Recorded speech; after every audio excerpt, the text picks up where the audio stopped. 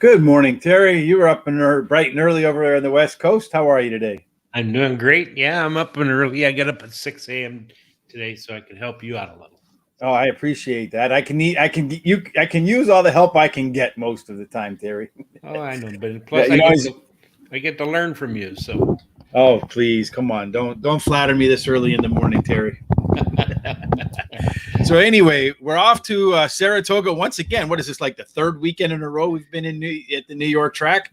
I think we should just set up a tent and do our show from there. I think we'll have to ask Chris about the company credit card to go on out there and do the next one, huh? For the Travers. I think that'd be really fun. Yes, I really appreciate doing that. If you guys want to see Terry and I and the crew at the Travers, make sure everybody hits up Chris for all of his coins so he can use them to send us to the Saratoga for the Travelers. Anyway, today's contest looks like we're going to have about 130 people when it gets started.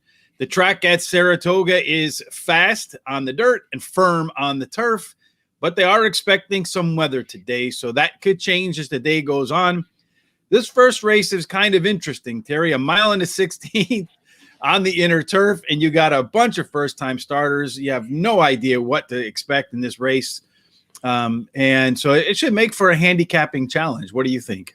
Yes, I absolutely think it's pretty wide open race as far as I'm concerned. So indeed, and that's what the odds look like right now. The favorite is the one horse, which is Gooch Bibra. I think that horse has, from what I understand, the top pedigree for the surface and distance. Of course, you have Irad Ortiz and Todd Pletcher. You can never really argue with either one of those. Workouts have been okay. It is a distance at 1 mile and a 16th where you're going to be looking for horses that come off the lead. They've only run 9 races so far at the distance, and 6 of those 9 winners were stalkers or off the pace types. It's kind of hard to tell what sort of running style do you expect from Gooch Gobra. Yeah, that's true. And as you said, there's a good hot trainer jockey combo. Then in the last 14 days, out of 11 starts, they've had 3 winners, 4 seconds, and 2 thirds. And he is bred pretty well with distorted humor. So definitely.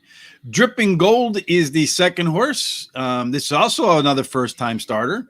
Has some decent turf breeding pedigree as well. Maybe not as strong of numbers for the distance as Gooch Gobra, but it does have better just overall turf pedigree numbers. Yeah, that's true. And the breeding does suggest that he will like the grass.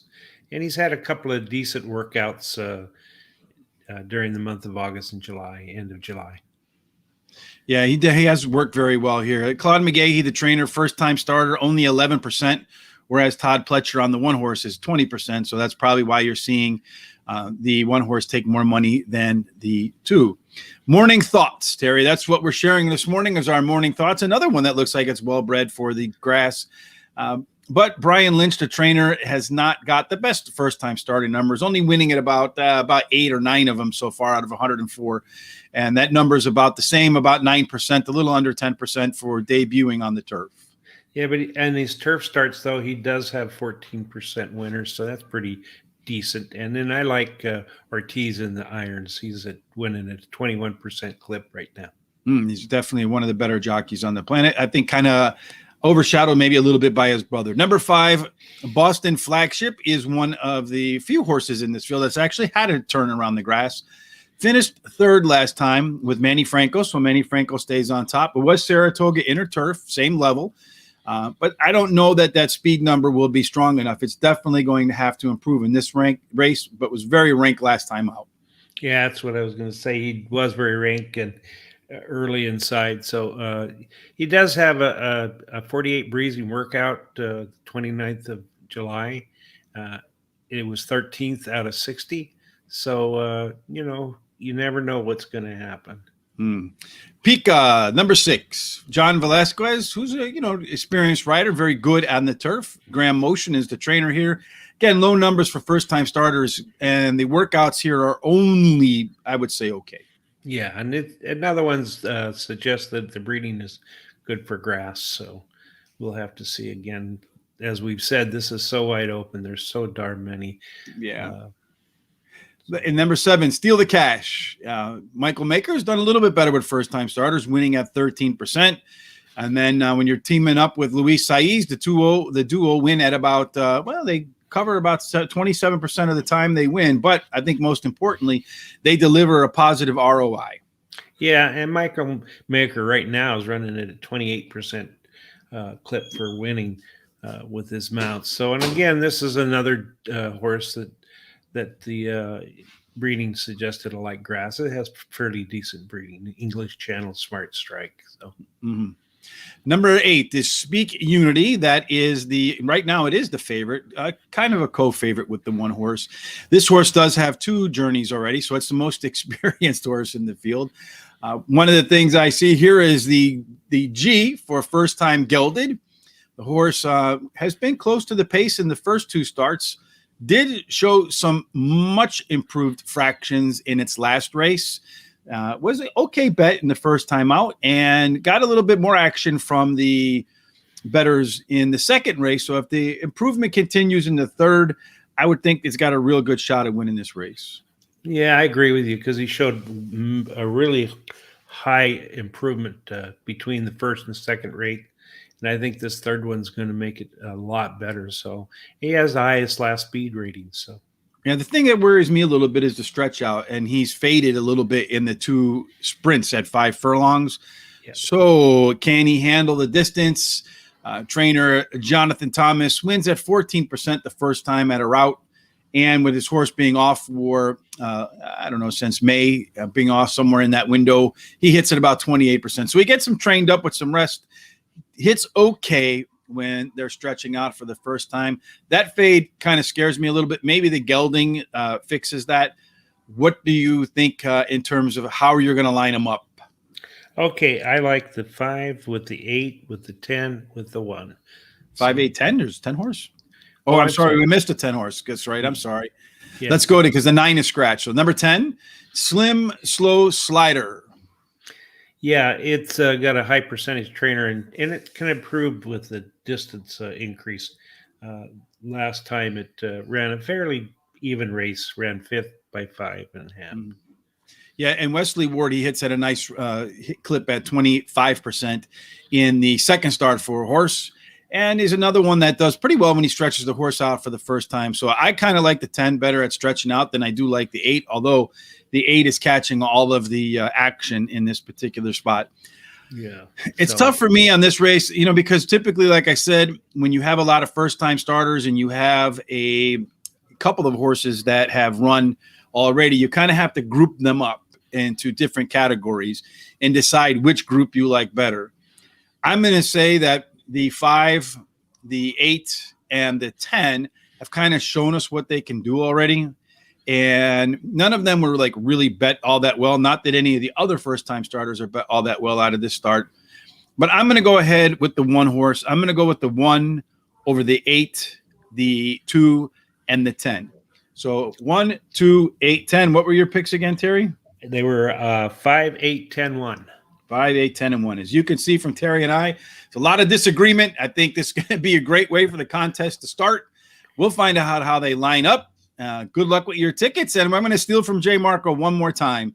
And we'll see you in the winner's circle. Sounds good.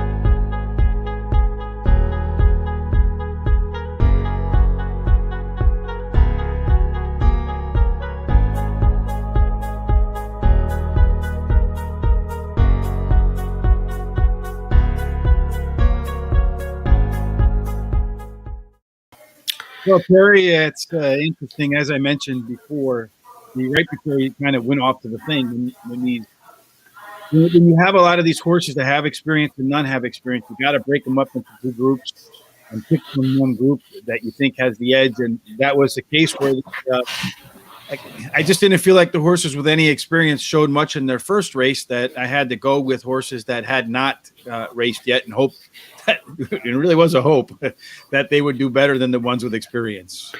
Yeah, well, the number one did do pretty good.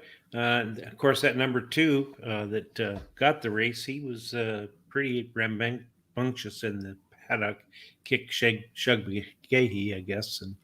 And the commentator actually, one of the commentators actually liked that number two. Hmm. So I think Well, I it had was, him as my second pick, so yeah. Oh, so I, that's right, you did, mhm. didn't you? Yeah, because I figured when I looked at the first time starters, the one and the two, they had the best pedigree scores to me.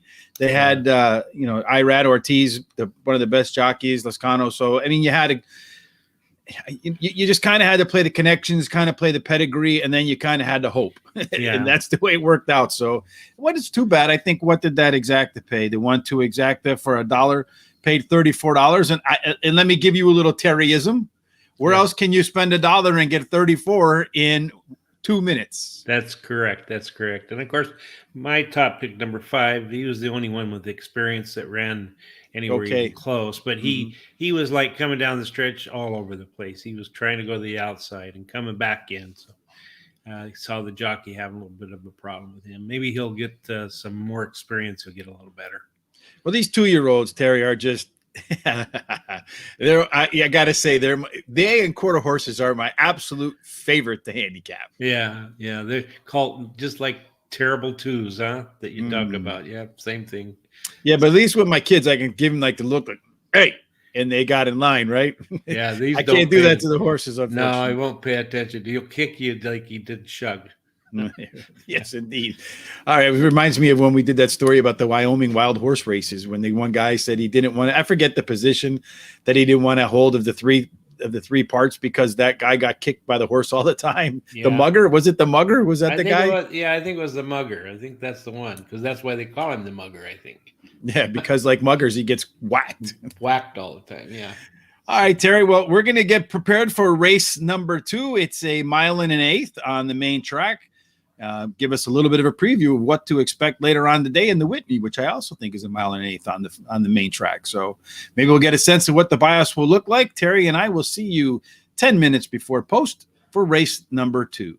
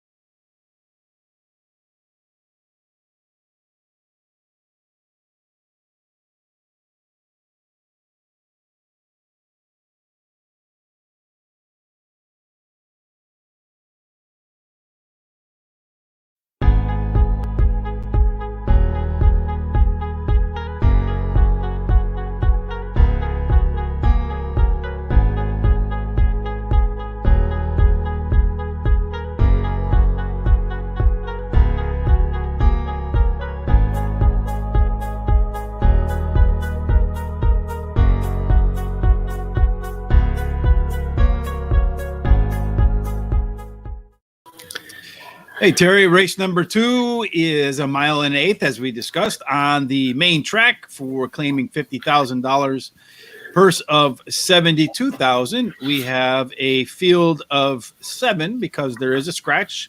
Number 7 scratched. I think we're getting a little bit of extra time today because it looks like they're a little bit behind compared to the clock that I see on my account. So maybe we can pick some more winners this way today. Yeah, it might be. And I like this race because it's my pick of the day race. So let's start with that. Who's your pick of the day? Okay, well, my pick of the day is the number 4 horse. Uh-oh. What's the about? We'll find out what the uh-oh is about in a minute, but go ahead. All right. Well, number 4, Heirloom Kitten, drops in class, has a good jockey trainer combination. In the last 14 days, they've had 3 winners out of 6 starts.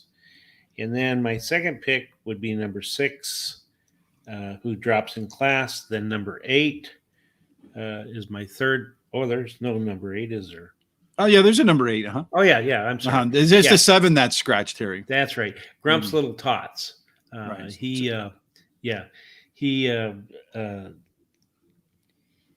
Let's see, number 3 is my next pick, and he's named Zoomer. And number 3 has got the best dirt speed and likes this distance. So you went, if I remember correctly, you went 4, 6, 8, and 3. Is that right? Yeah, 4, 6, 8, 3.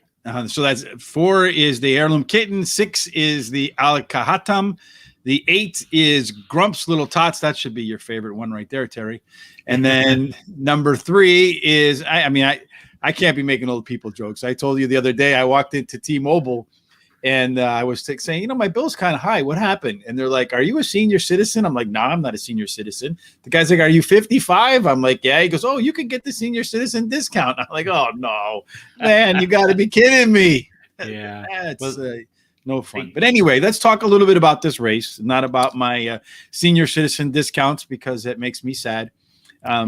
It's a mile and an eighth, as I mentioned, and looking back at the races, me to date, so I chronicled them all. There have been, I think, 19 races at a mile and an eighth on a fast track, which is what we have today. 15 of those races were won by horses that were either first, second, or third at the quarter pole. So it looks to me like you want to kind of focus on speed. As a matter of fact, only 2 horses were actually outside of fourth at the quarter pole out of 19 on a fast track. So speed definitely has the advantage. Looking at the post positions too, post positions seem to play a factor as well. The 1 horse has won once, the 2 horse has won twice, and the 3 horse has won once. So the inside 3 horses have combined for only 4 out of 19 trips to the winner's circle on a fast track at a mile and an eighth dirt at Saratoga. Speed is the way. So taking a look at the way I do my speed rankings, or at least my early pace figures, I have the 4 horse getting out to the lead. That's Terry's pick. And then the 1 and the 2 would be right behind him, followed by the 3, the 6, the 5. So Terry's 8, Grump's Little Tot's going to have to really pick it up late if he wants to get into Terry's exacta or trifecta. Yep. On the way home, he'll have the legs to do that because Grump's Little Tot is the one that ranks with the highest late pace numbers for me, followed by Terry 6, the 4. So you notice the 4 is the fastest out of the gate, third best legs late. Maybe Terry's play of the day is going to be a winner. And then the 1 and the 3, and then the 2 and the 5 are going to be really slow coming home relative to the rest. So that's how they rank in terms of early speed, late pace. And then if you just like speed figures, that's the way you want to play your horses. The top 4 rank 2, 8, 4, and 3. So let's break down the field, Terry. Number 1 is Journeyman. What do you see in Journeyman? Well, that actually was the description I gave for my number 4 because I got off track a little bit here. It has a good jockey trainer combination. Maker is winning at a 28% clip, and also has a good. That combination has won 3 out of the last 6. So. Yeah, looking at the horse, to me, the drop in class, went for $105,000 was the pool figure of the purse last time out. It's at $72,000 this time, so a little bit of a drop. The horse does. I just don't see how it fits in the pace. Only 1 win in the last 6 starts. Hasn't run at Saratoga. Works are only middle of the road. Not the biggest fan. Number 2 is American Tattoo. This is a pretty interesting. I like this this betting angle a lot. Highest last race speed figure and dropping in class. Yeah, ran up against a lot tougher last race and ran a good second, and so yeah, he's got it. His early speed running style could help his chances. So he Mhm. switches to a high percent jockey, Tyler Glaffriel. So. Tyler Gaffalione. Yes, looking at this, you mentioned fractions. He ran, of all the horses in their last 10 starts, he has the fastest opening quarter of all of them. Last race, his speed figure was above par for this level and has top pedigree for the distance and surface. I think the 2 American Tattoo is going to factor here. Number 3 is Zoomer, Terry's, I think, 3rd pick. What do you like about Zoomer, Terry? Yeah, actually, Zoomer's my fourth 4th pick. pick. Sorry. And Yes. I like his early speed running style, and he has the best start speed among today's starters. So. Mhm. Well, he's stepping up a little bit in class. I'm not a fan of the fade last time out. Looks like his form, instead of getting better, is getting worse. He did hit the gate and was really wide in his last trip, so he had an excuse.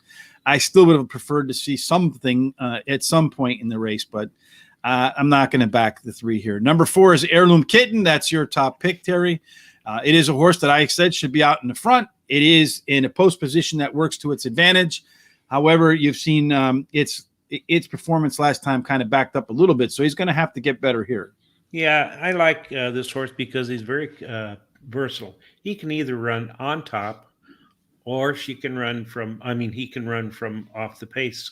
So he's finished 100% of the time in the money, and he's won 50% of those races. Mm-hmm.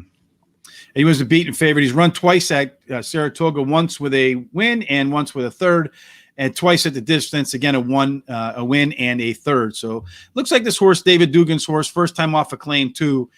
It's a 23% hit for him. Number 5 is Fort Peck. I didn't see anything in Fort Peck other than the drop in class, and occasionally can flash some speed. Yeah, I agree with that. That they're up in class is about the only thing I saw. Although our friend Robertino Diodoro does strike fairly well with horses off a claim, he told us specifically on the Player's Edge podcast, when he claims horses, he has a specific race in mind. Robertino had this race in mind for Fort Peck. Number 6, go ahead, Terry. I was just going to say he wins 25% of the races first time out after a claim. So. Number 6 is Al-Khatam. It's a horse that should be kind of back third of the pack early on and will be chasing the 8 and everybody else home. Third time off a layoff, Terry. I would have liked to seen a little bit more improvement in the second race from the first race and didn't really see any. No, but possibly he could improve on the third start since his layoff. Mm-hmm. And he does drop in class. He has a pretty high percentage trainer in Todd Fletcher. So Shotsky is scratched, so we don't have to worry about him. And then finally, we wrap up the field with Grump's Little Tot.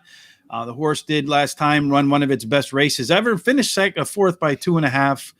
Heirloom Kitten was one of the horses that was in front of him. Will need to improve. Has run well a couple of times coming off the bench fresh, but it's kind of been a mixed bag for him. Yeah, he's finished 68% of the time in the money in his career, and he's won 21% of those races. He has, of course, a hot trainer who's won 5 out of 12 races in the last 14 days. All right, Terry, time to break them down. How are you going to do it? Okay, I like number 4. Heirloom Kitten. Yeah. And then number 6, Fasig-Tipton, and then Grump's Little Tots, number 8. And then number 3 is my 4th pick, Zoomer. All right, so for me, I'm going to go 4. As I mentioned, speed is the way at this track. So the 4 and the 2 get the early pace figures for me. So I'm going to go 4-2. And then I have the 6 and 8. So the one right now is kind of the co-favorite. So that worries me a little bit, but the rail hasn't done very well. So 4, 2, 6, and 8. We'll see you when they're official.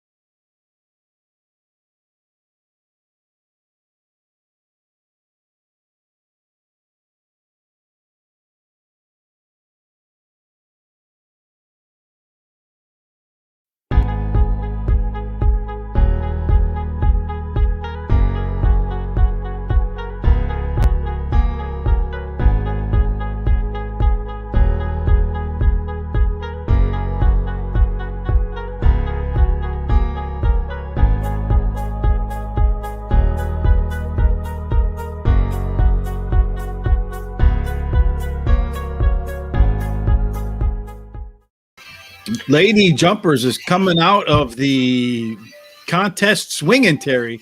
Lady Yeah, Jumpers has got both picks right so far. That we told you that Robertino Diodoro claims them with a race in mind, and it looks like that's the race he had in mind. that's it. You hit it right on the nail on the head. So Yeah, I it should unfortunately didn't pick that one though. I should no, have.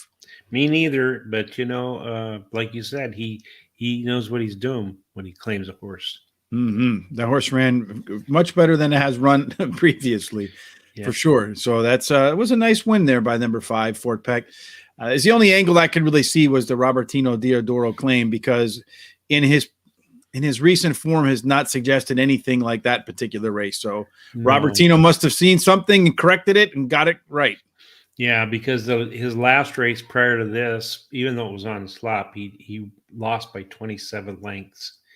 He was 45 to 1. Yeah, I didn't see any pace numbers in there. I didn't see any. Honestly, I didn't see much. That's just one of those.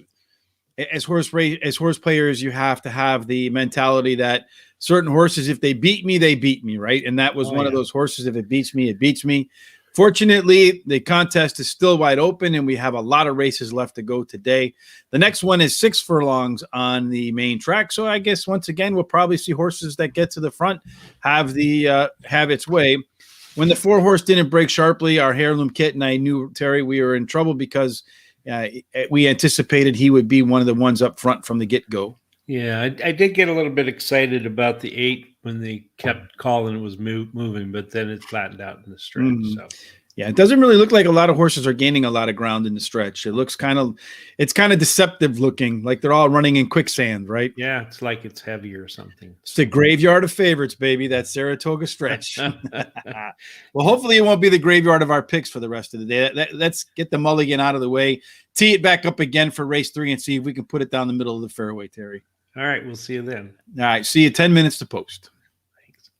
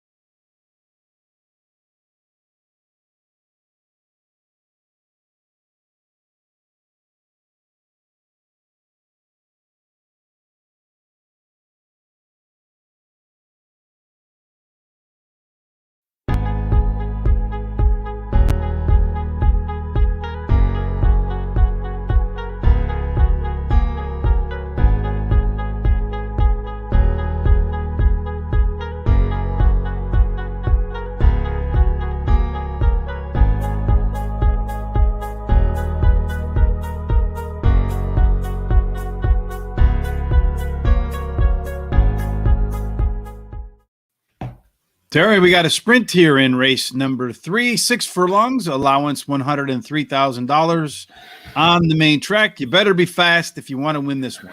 Yep, and of course the morning line hard favorite was Scratch, so that kind of makes it wide open race, I think. It does probably make it a little bit more wide open. Let's take a look at the meet to date, some of the numbers here that we can share with you. So far at the Saratoga Summer Meet, there have been 16 races on a fast track at 6 furlongs. So not that many races, but I do see something here that kind of jumps off the page to me, Terry. Guess how many of them were one wire to wire? Probably none. No, half. 8 of 16 went wire to wire. So that's a pretty interesting number to me. And another interesting number to me here is, of the 16 races, the rail has won 5 of the 16. So if you got a fast horse in the one spot here, that's a 31.25%, if I remember from my stock market days when things used to trade in 16ths and not pennies. But that's so if the one can get out to a hurried start, get to that lead, it might be able to steal this race and pay you some nice numbers. Yeah, and it actually had a really good race its last race out on a good track.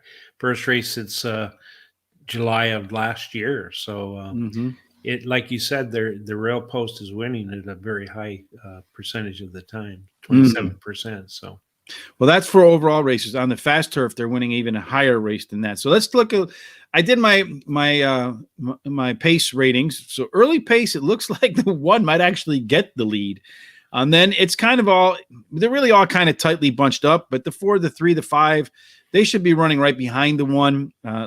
Based upon some of the workouts that we've seen, I think the 1 and the 5 are likely to get to the lead, and we'll talk about that in a second. On the way home, the 3 horse should be the one that's charging the hardest latest, followed by the 5, the 6, the 4, and the 1. So let's break down the horses one by one, Terry. Let's start with the 1 horse. Life Changer, I do expect, like I said, the Life Changer does have a good shot.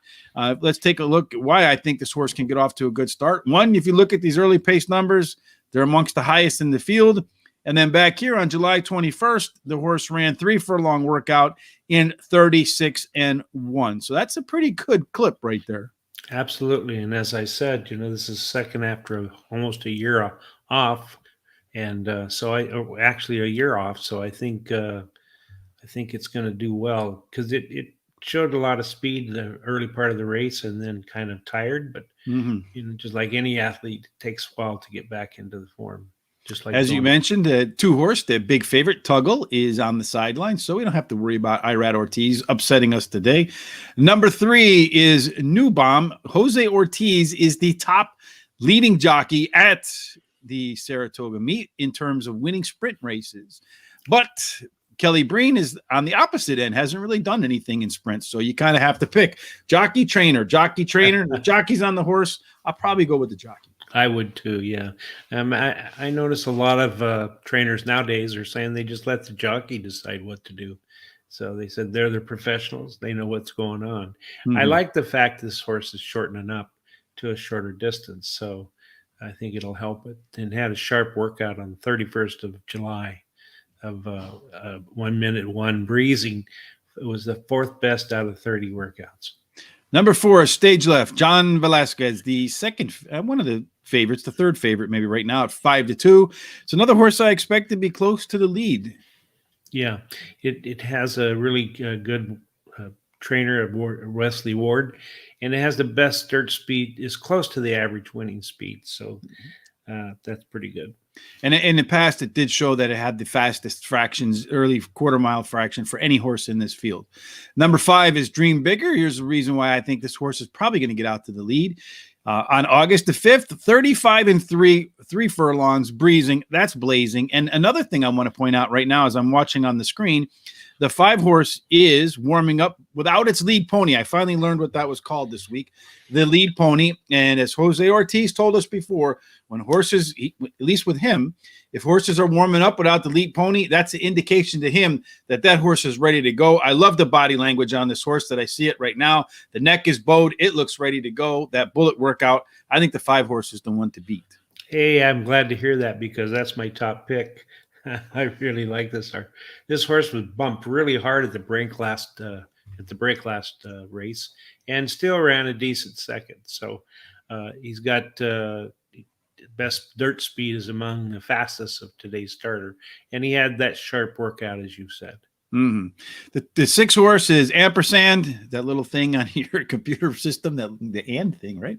And Yeah. it's making its second start off a layoff. History says second start should be not as good as the first start, and the first start was nowhere near good enough, I think, to factor here. So for me, the 6 is a toss. Well, could be, but the one thing that I see in its favor is it's going back to the dirt from turf. Hmm. So it might do better on the dirt. It's possible. Wholeheartedly agree with you. All right, Terry, I'm going to give you, you've heard of the ice bucket challenge. I'm going to give you the ice cold challenge right now. You Okay. have to pick the trifecta ice cold. What is it? 5-3-4. 5-3-4. I'm going to go. It was a real toss up between the 1 and the 5 for me. My ice cold is 5-1-3. We'll find out how they line up when it goes official, and we'll see you in the winner's circle. Right, Jay Marco? Yep.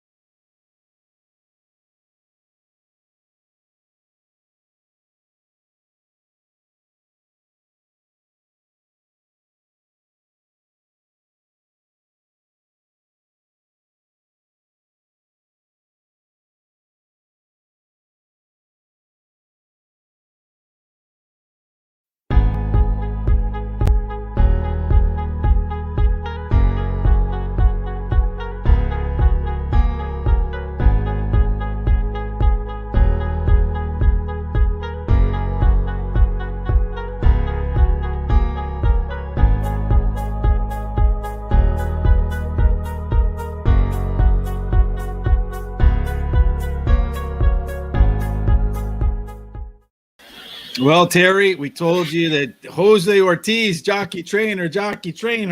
Jose Ortiz is the best jockey at Saratoga for sprints. And man, did he prove it right there. Yeah, unfortunately, I didn't get to see that race because I lost my internet for a while. Oh, that's But no good. You got I to pay guess, that bill with some more winners, Terry. yeah, that's true. That's true. So For I sure. guess the three did win it, though. I see here. Yeah, he just ran away from the pack. It went 3-6, and then I think the one horse finished third. So our 5-horse was running sideways. He couldn't get the jockey, couldn't get him to straighten out his head.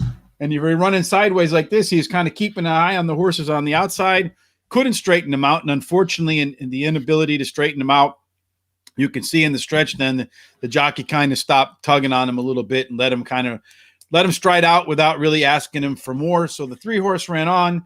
And then the 6-horse came from the back with the 1-horse kind of just staying in the middle all the way around the track. So it was we're off to kind of a rough start, Terry, but I know that we're going to get it going because that's the way you and I work. That's it. You got that right, Tio. The number 1 jockey for speed is Jose Ortiz. He is the man. I wholeheartedly agree with you. We had him on our show, the Players Edge podcast. For those of you who are new to the show with Terry and I, Saratoga Live, we do this every Saturday. Make sure you head over to horseracingradar.com. We have free contests. If you're good at handicapping, you can hop into those contests, make yourself some free money. It doesn't cost you anything to enter. Also, make sure you hit that subscribe button on YouTube or follow us on YouTube, on Twitter or Facebook at racingradar.com. We have a lot of great interviews. This past week, we talked with the Fox Sports and NYRA hostess, and that is Acacia Courtney. Make sure you head on over to Horse Racing Radar and keep an eye on that podcast, that video on YouTube, because she talked a little bit about some of the things she likes to see in her horses before they run. Yep. Great guest. Great guest indeed. So Terry and I are back every race, 10 minutes to post, so you can go out, get something to eat, something to drink, head to the baño, come on back, and we'll break down the race again, what the likely pace could be, which horses are going to come on at the strongest at the end, and the sort of distance and surface bias that Saratoga offers for that particular race and surface. We'll see you 10 minutes to post for race number 4. All right.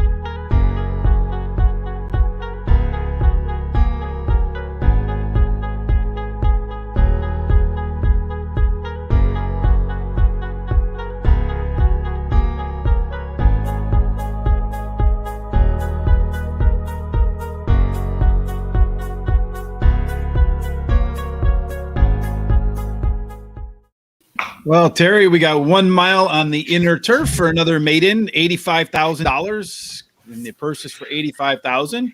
Again, we got a couple of first-time starters, and as we talked about in the other maiden race, you have to kind of group the two together. I mean, group them in different like categories or buckets. The first-time starters versus the horses with the experience. Right now, it looks like everybody likes the 9-horse, that Chad Brown, Irad Ortiz horse, although the Ortiz brothers are really solid on the turf. Maybe not as solid as you'd like them to be on distance runs. Same goes for Chad Brown. Right.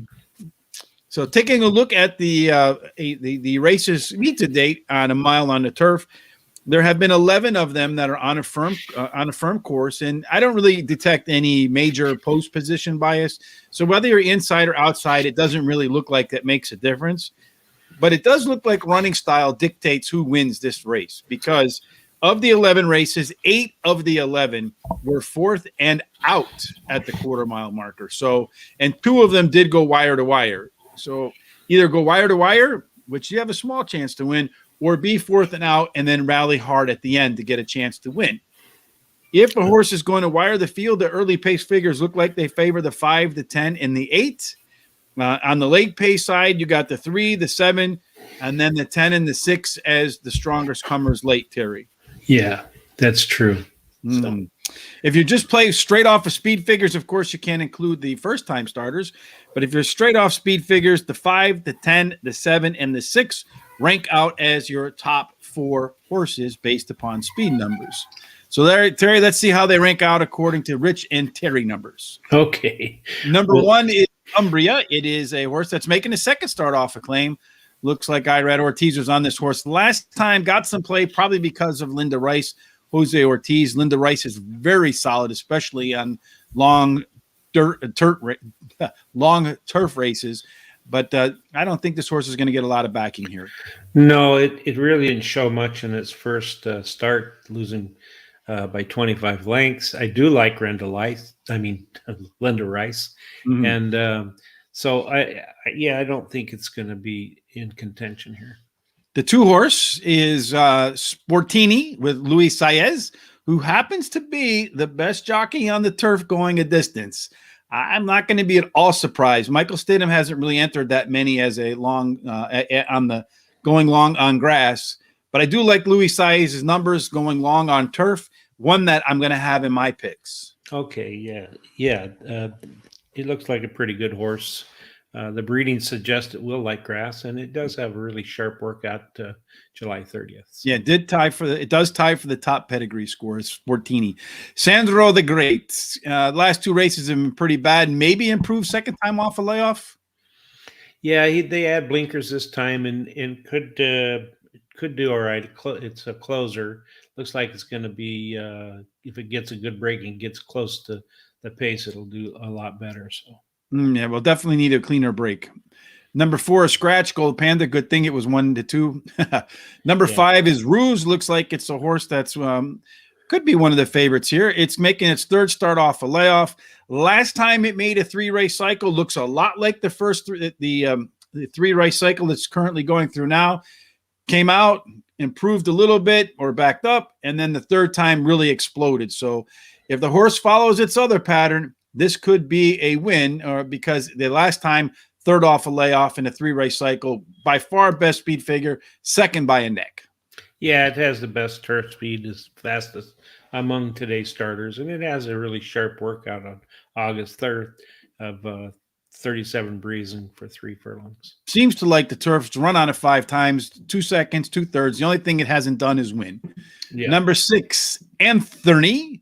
Horse showed some improvement last time that I like to see, kind of stepped up the performance ladder, which is a positive. I think it's a horse that could continue to move up, although stepping up the performance ladder, the fractions were just a little bit slower than I would have liked to see. Yeah, the good thing about this race is that it's shortening up. Looked like it showed a lot of speed and then really just weakened late. But today it's shortening up a little bit, so maybe that'll be the key. Number 7 is Dream Point. It looks like a horse to me, as I mentioned, should be one of the strongest closers late. I expect you'll hear its name.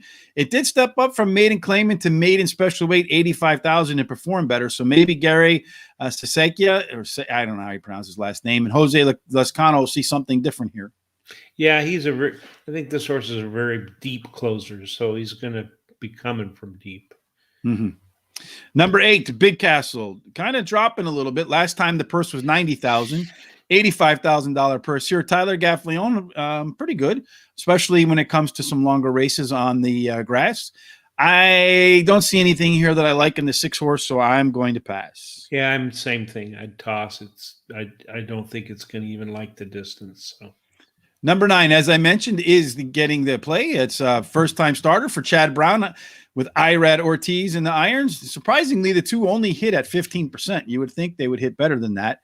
Chad wins at 20%, 1 out of 5 with debut on the turf. Yeah, and breeding suggests it will like the turf. So, and on routes, Chad wins 26% of the time. So. And number 10 is Hot Doctor. Don't we like them for all of them to be hot? This horse is stretching out for the first time for Linda Rice. First after Acclaim. We saw Acclaim win a little bit earlier with Robertino Diodoro. Linda Rice wins first time after Acclaim at 23%. First time at a route for a horse wins at 26%. And this is, I think, the best combination in terms of, looks like the 7 horse is a late scratch, Terry. So make sure you make note of that if you have the 7 in your picks. But this combination, I think, is the best combination for the surface and distance. And that's Jose Ortiz and Linda Rice. Yeah, I really like this horse. It's closed really well last time, and I think stretching out is going to be really good. So it's time to go ahead and make our picks. Terry, who do you like? Well, the 7 was one of my picks, but it got scratched. Fortunately, so have to go somewhere else now. Fortunately, it was my 4th pick. So, so you can pick any one of them there now. Yeah, my first pick is number 5, Roosts. Then I like the number 9, Shutters. Then the number 10, Hot Doctor, and then I'm going to just throw in the number 1. Going to throw in the number 1. Yep. I like the 5 as well. I'm going to go. Yeah. To me, the 2 horse is the wild card, Terry. I'm going to go 5, 2, 9, and 10. Although the 9 horse is getting all the play, I just kind of like Linda Rice with that Luis Saez on that long grass run. I feel like, well, it's not Luis, and it's not Linda Rice. It's Michael Stidham, but I do like Luis Saez on the turf going a distance. I think he's going to make the difference. So I'm going to go 5, 2, 9, and 10. We'll see how they line up when it goes official, Terry. Sounds good. See you then.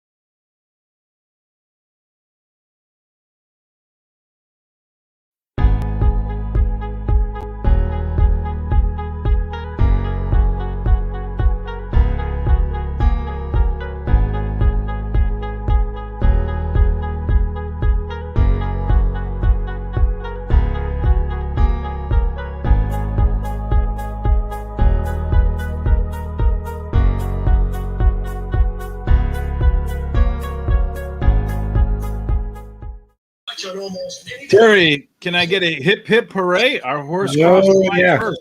Hip, hip, hooray.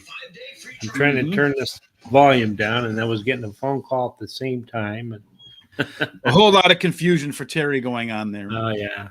The 5 horse got out to the lead and didn't really give it up, so kind of ran contrary to the normal pace setup. But again, you see another case of when you look at the races and you break it down between the horses that have got experience and the ones that don't have experience. The 2 and the 9, despite the fact that both of them were decently bet, the 9 I think still went off as the favorite, right? Yeah.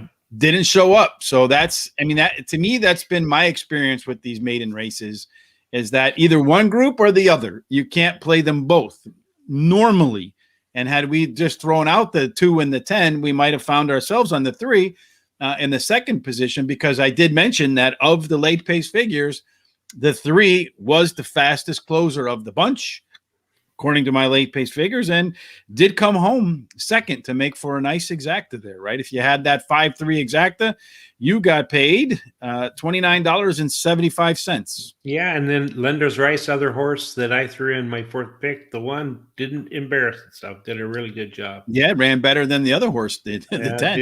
It did. The one that I thought would run better, and I think we both kind of had our eye on that 10 a little bit, but unfortunately didn't fire. We're going to move off to race number 5, right? That's another maiden special weight race of 100,000.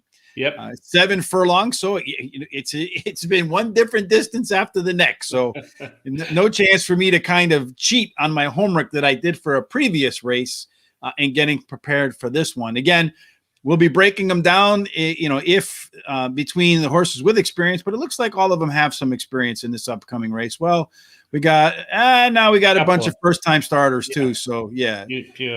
They're mostly first-time starters. So we're going to be breaking them down between the first-time starters and those with experience and try to figure out which group we should focus on. We'll let you know what we think. We'll tell you what sort of pace should lead towards pointing you to the winner. We'll do all of that 10 minutes before post. So make sure you come back then. Yep.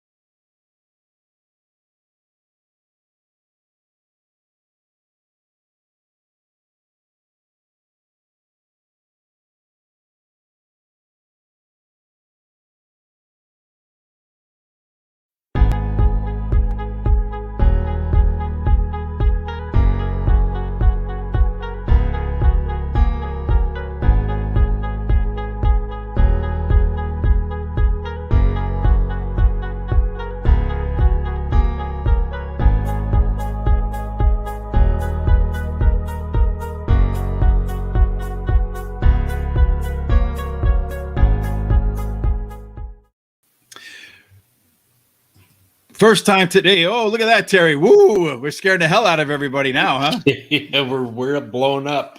Now, let's go back to this. That looks a little bit better. Yeah. You know, I don't know if you've ever seen like on YouTube. There's those videos where like you're watching the video, and there's like some kind of really calm action, and then all of a sudden at the very end, something pops up on the screen and goes, "Bah!" and it scares the living daylights out of you. Yeah, it does. Yeah, I've done that a couple of times. They're very calm, and they're very like maybe something going on, very calm. Then all of a sudden, boom. Yes, I feel like that's the experience everybody who was just watching just got. They got the end of the So they're running for the hills right now. So race, well, let's hope we can find the winner in this race. This is another one of those races, Terry. It's race number 5, 7 furlongs on the main course. Let's talk a little bit about 7 furlongs. So far, there have been 14 races at the distance and surface on a fast track. And it looks to me like you don't want speed in this case because 7 of the 14 were were sixth post position, 6 or 7. So I'm talking about post position first. So I got a little ahead of myself. So it doesn't look like you want to be an inside post. 7 of the 14 winners came from posts 6 and 7. The one horse did pull out 3 wins. The 2 only has 1 win, so it's either the post, and in this case, the post is going to be the 2 horse, which we'll get into a little bit about how the 2 horse figures into this field. And then as far as the pace is concerned, you want to be 4 and out because 8 of the 14 winners at the quarter-mile marker were 4th and out. You had 2 winners that were on the rail that were leading at the quarter, and only 1 that was second. So it looks to me like you don't want to necessarily be fast. You don't necessarily want to be inside. You want to be kind of outside with the tactical speed. And then that brings us to the 2 horse because the 2 horse is on the inside. It gets the rail, which has one of the inside posts. That's the one that you want to have. Did run the highest last race speed figure, but this goes back to this whole thing about experience versus first-time starters. It looks to me like it's the 2 versus the world. Yeah, it does, doesn't it? So 2 does close from kind of deep. So if it's going to do anything, it needs to get out of there. I think, it might improve today because they've added blinkers. And of course, it has that hot jockey combination with them winning 50% of their starts in the last 14 days. So what I do like too is that since coming from Churchill to Saratoga, if you look at those workouts are really sharp. So I think the 2 horse is probably going to be your horse on the lead. Number 3 is Keep Calm and Carry On. Keep calm, carry on. Yes, there was no and in there. Todd Pletcher and Joel Rosario. Last time out, 6th, finished second, but I don't really consider second by 6 lengths a real second. It is, but it really isn't. And then since then, the workouts have been at best blah. I'm not sure how much more to expect from Keep Calm, Carry On. I really like this horse, though. It's a deep closer. And it's got, of course, she talked about Todd Pletcher and Joel Rosario. So I think it's really a nice horse. I think it's going to win this one. It's got fairly decent workouts. So Terry's giving out his picks early. Martini and Moonshine. That's what everybody should hope for. It's a horse that's working out really well at Saratoga. Last time out in its debut was bet pretty well at Ellis Park, down to $2.30 to 1. So basically 5 to 2. The horse is come to, like I said, Saratoga, trained well. Tom Amos, second career race, went at 15%, knows where to ship his horses, winning at 22%. And when he's teamed up with Tyler Gaffleone, they've won 3 of 5. Yeah, and it had a lot of trouble. Came out, bumped its horse next to it. So, it might be better today. It might have a little more experience, not be so green.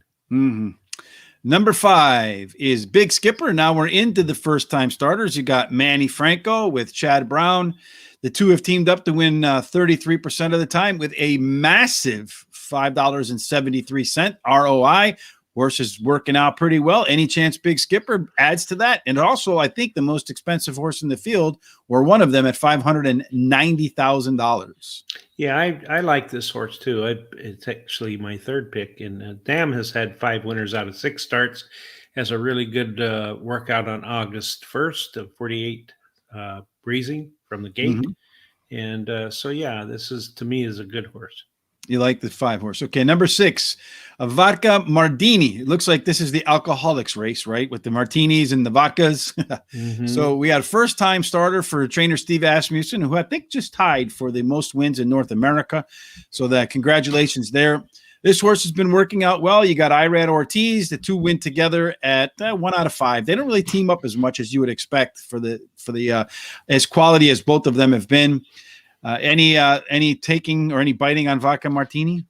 Well, it's got a bullet work because I think here July 23rd, it's 47 breezing from the gate, first out of 45 workouts, and like you said, it has a good jockey trainer combination. Absolute tops in the field. Number 7 is Stellar Tap. This horse grades out as the best in terms of pedigree for the distance and surface. Again, you got Steve Asmussen teaming up with Ricardo Santana Jr., and these two win a little bit at a higher rate than he does with Irad Ortiz. And decent workouts again, and like you said, it has that good jockey trainer combination. So and the strong pedigree numbers, I like that. Yep. Number 8, Imminent Storm, Jose Ortiz. And Claude McGahee. I'm hoping Imminent Storm is kicking Claude, because the last horse that he had that kicked him won. Yeah, he just has average workouts. I don't, for me, it's a toss out. Number 9, Imo Kali. Workouts are okay, and the horse has got the kind of on the lower end of the pedigree numbers. Bill Mott, Junior Alvarado. Junior's had a pretty tough meet so far. Yeah, he hasn't been doing too well, but we all get into these streaks where we're not doing very well. So life can be like that sometimes. It can. It goes up, it goes down. It's a roller coaster. Yeah, and it turns around sometimes on a dime, so you never know.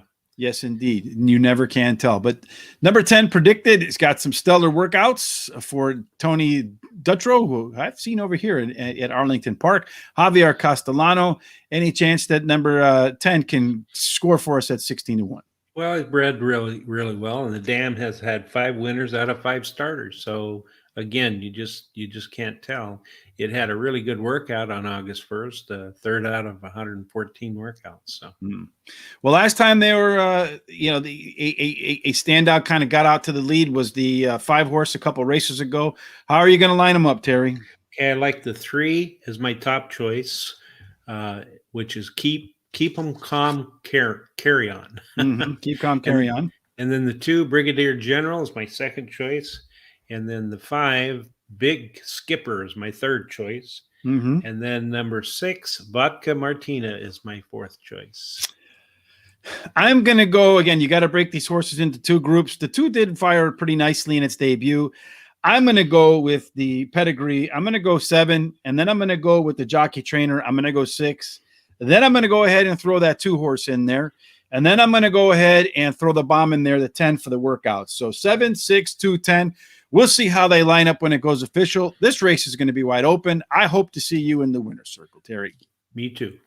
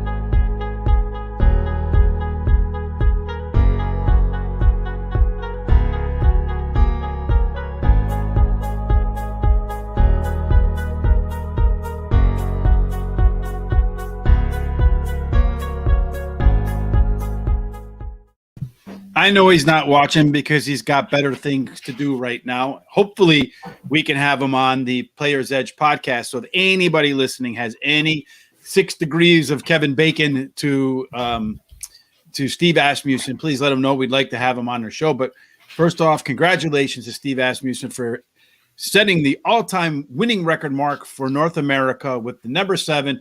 I can say for the rest of my life that I picked Steve Asmussen's horse when he set that record. You certainly did. You certainly did. I was really pleased with my number 3, though. He closed like a bomb at the end there, and I think if he stretches out next race, he's going to win. Yeah, I wish I would have had the 3 in there. But again, I break these races up, as I've mentioned with these maiden horses, that I try to break them up in 2 groups and pick out of one group. I'll take 1 or 2 horses from the group that I don't select from. So if I go with the experienced horses, I'll take maybe 1 that hasn't started already, or 2 the most. And if I go with the horses that haven't started, I'll take maybe 1 from the experienced horses there. But that 2 horse really didn't run a good race at all, I don't feel. And the 7 horse, he did pretty well there. He ran away from that. You got to love the Beautiful Grays when they win. Yeah, I love the Grays. They're great horses. I think if we ever do, I have Chris, I'm coming. I have an idea. So better hold that credit card tight. Anytime he hears, I have an idea, I know it, it takes 20 minutes for me to hear back from him, but this is just all kidding, all fun and joking aside. Right now, Howard Wise is winning the competition with 18 points, tied with Miss Riss. Dan Roller, Lady Jumpers is still up there, and Funky Monkey. I wish I would have picked that name for myself before he got it. And right now, there's a bunch of people that I'm tied for 19th, Terry, with 13 points. Yeah, a couple of winners in a row got me back in the game there, so to speak. Yeah, I think it did. Absolutely. So coming up is the beginning of all the stakes races. Race number 6 is the first of the 5 in a row, I think, Terry, right? That are all stakes races with at least $100,000 in prize money. Yeah, it's going to be fun. Mm-hmm. Yeah, I'm looking forward to this next 5 races. Those last 3 are just killer with some really good horses, and I look forward to all of them. Yeah. We'll be back to talk about what it takes to win at a mile and a 16th, where you want your horse to be in terms of pace. And then, of course, Terry and I will break down every horse, and at the end, tell you who we like, and I'll be going for Terry's hat trick. All right, that sounds good. All right, see you 10 minutes to post. Okay.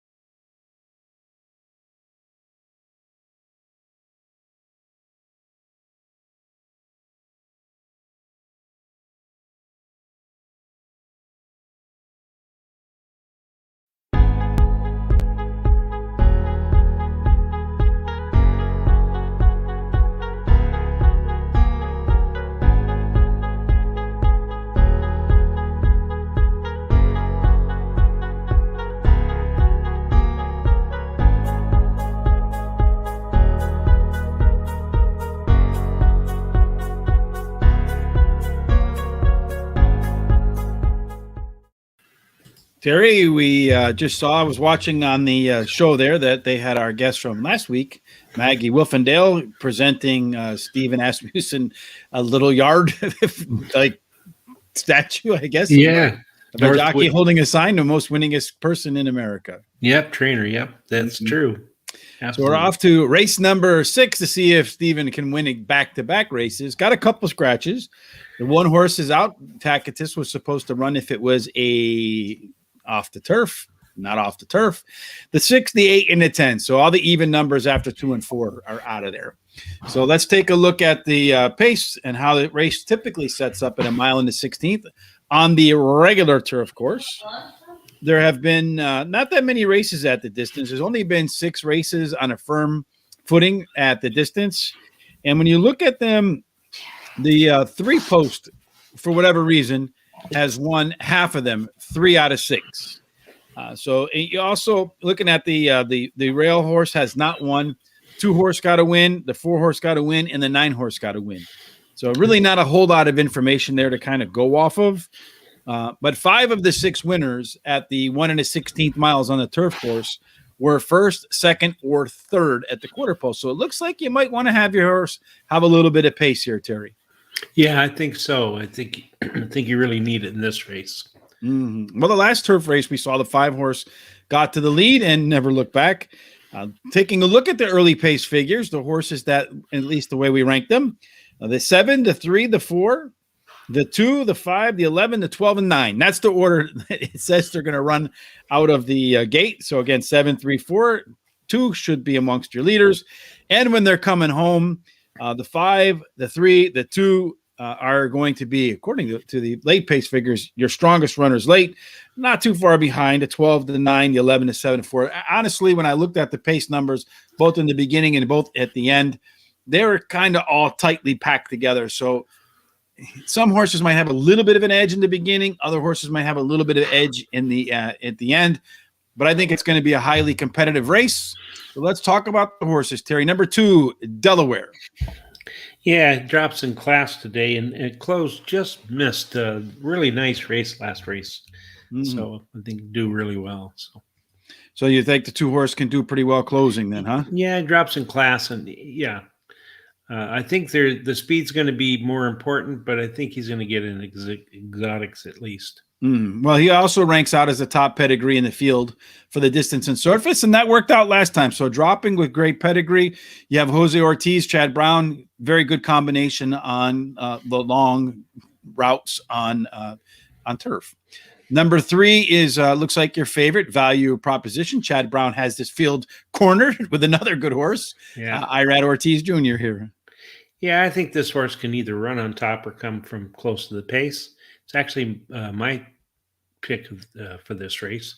Mm-hmm. And he beat the number 2 last race. He drops in class the same as the number 2 has. Yeah, well, so with this horse, I mean, the horse has done very well at Saratoga, has a win and a second in 2 tries. It's run a mile and a 16th twice and made it to the winner's circle both times. It looks to me like a mile is too short, and this horse wants distance. So going a mile and a 16th, I think works out really well for Value Proposition. Yes. Number 4 is Fighting CB. Horse hasn't run since June the 4th. Been working out, some nice workouts, a couple back at Saratoga. And then another one on August the 1st. So the horse is working pretty well. 1 for 1 at Saratoga. Seems to like the track. Junior Alvarado struggling. Yeah, and it's actually 50% of the time in the money on the turf and won 30% of those races. So that's pretty good. The one thing I will note is that Kenneth McPeak, if I remember correctly, his was the barn that was quarantined for the breakout. And our guest this past week, Acacia Courtney, had mentioned that they're going to be aggressively placing their horses, meaning that they might be putting them up at levels higher than they ought to be running. So maybe Fighting CB is one of those horses as reflected by the odds. Yeah, it could be. Number 5 is Flavius. It's another horse that should be near the front. Making its first start. This horse seems to have a problem stringing multiple races together, but first start off of a little bit of a break, has run well fresh, doesn't really win that often coming off the bench, but is usually a part of the mix. Yeah, this horse comes from either a little farther back or closer to the pace. So I think it may be in the mix somewhere there. And should be closing pretty well at the end, as I mentioned, and has the strongest late pace figures in the field. The 6 midnight tea time is our first scratch. I think the horse might have qualified if it did well.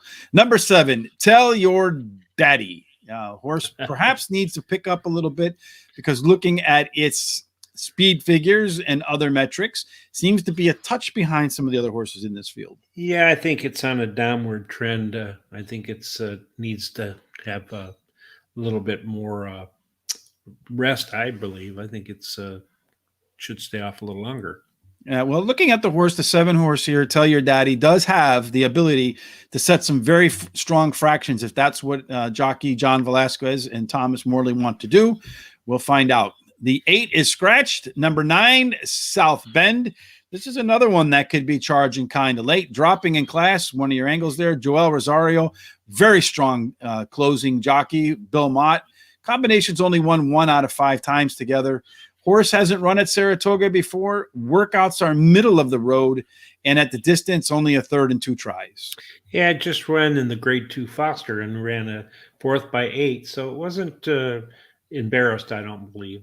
The horses got $476,000 plus in winnings, and so it's won 4 out of 17. It also has one of the highest speed ratings, 105. So yes, that's pocket change for you what the horses want, Terry. Yeah. Dreams of Tomorrow. Jose Lescano, Claude McGahee. I heard that Dreams of Tomorrow kicked Claude in the stall, so perhaps he can win again. Horse has been running very well.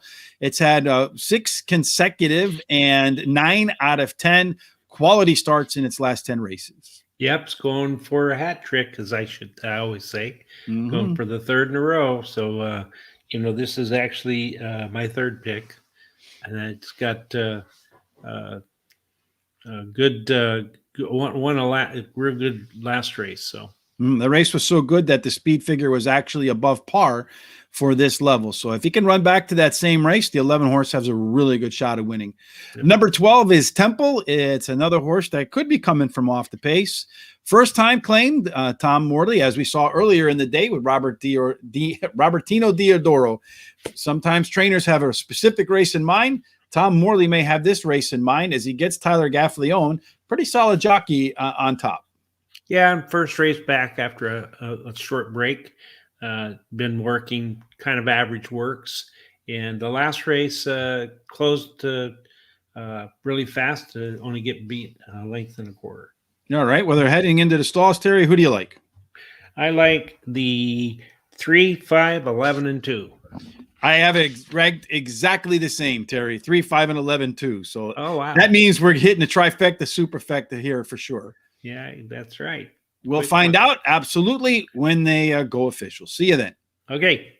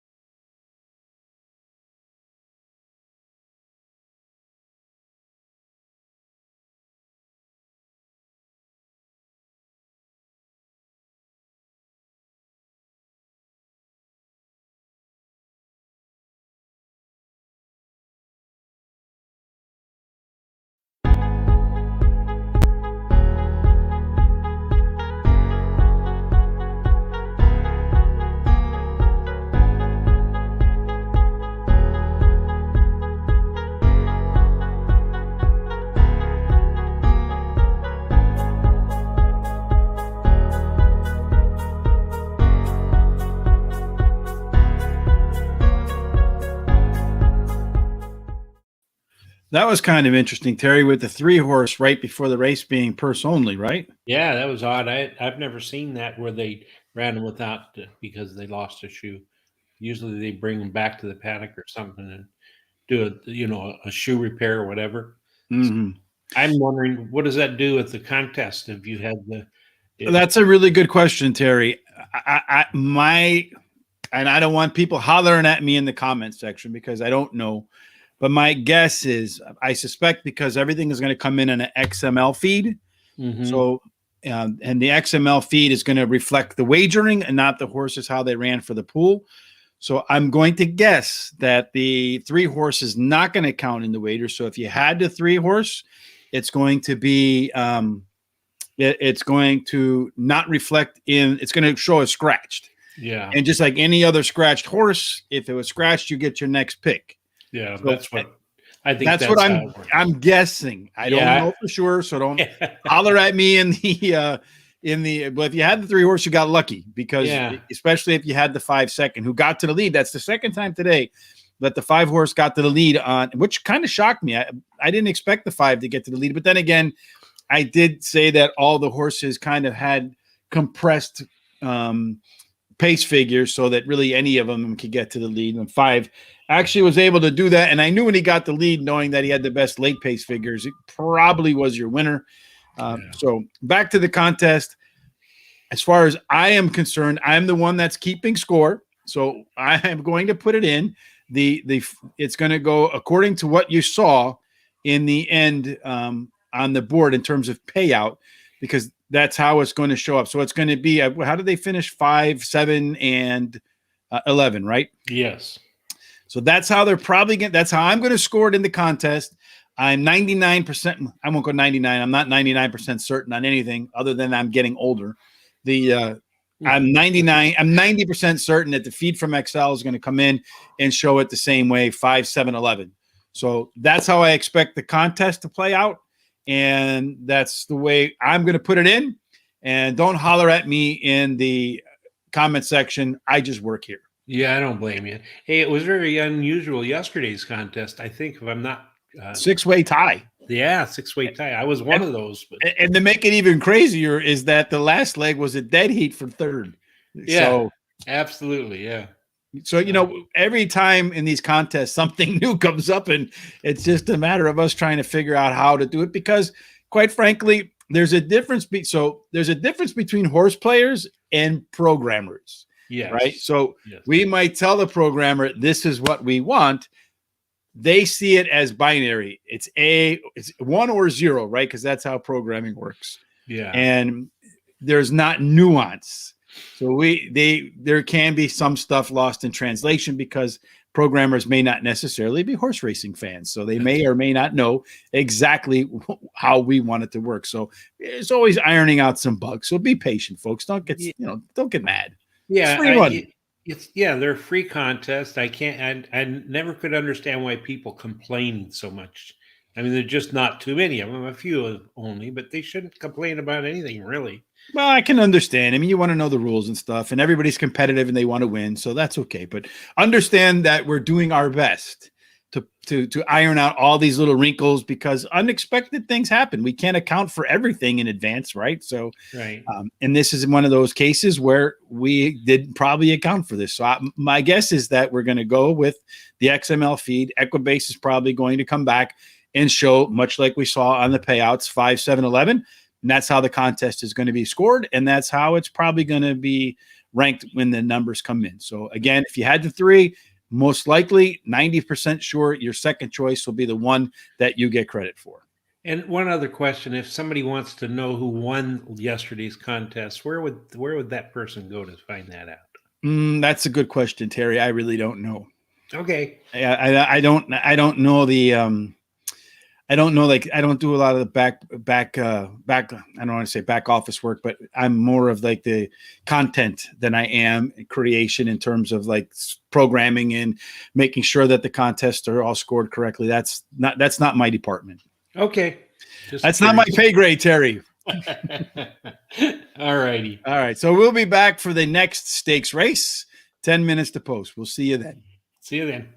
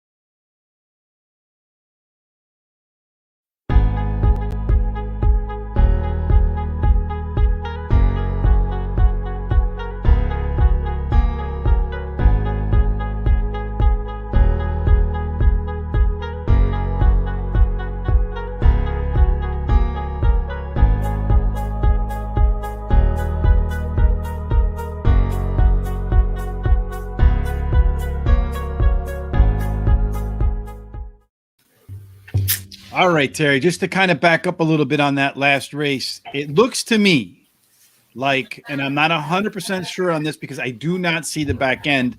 I'm just going off of what I see in the contest results. So it looks to me like, and again, I'm not 100% sure because I don't see the XML feed, but it looks to me like the XML feed treated the 3 as a scratch.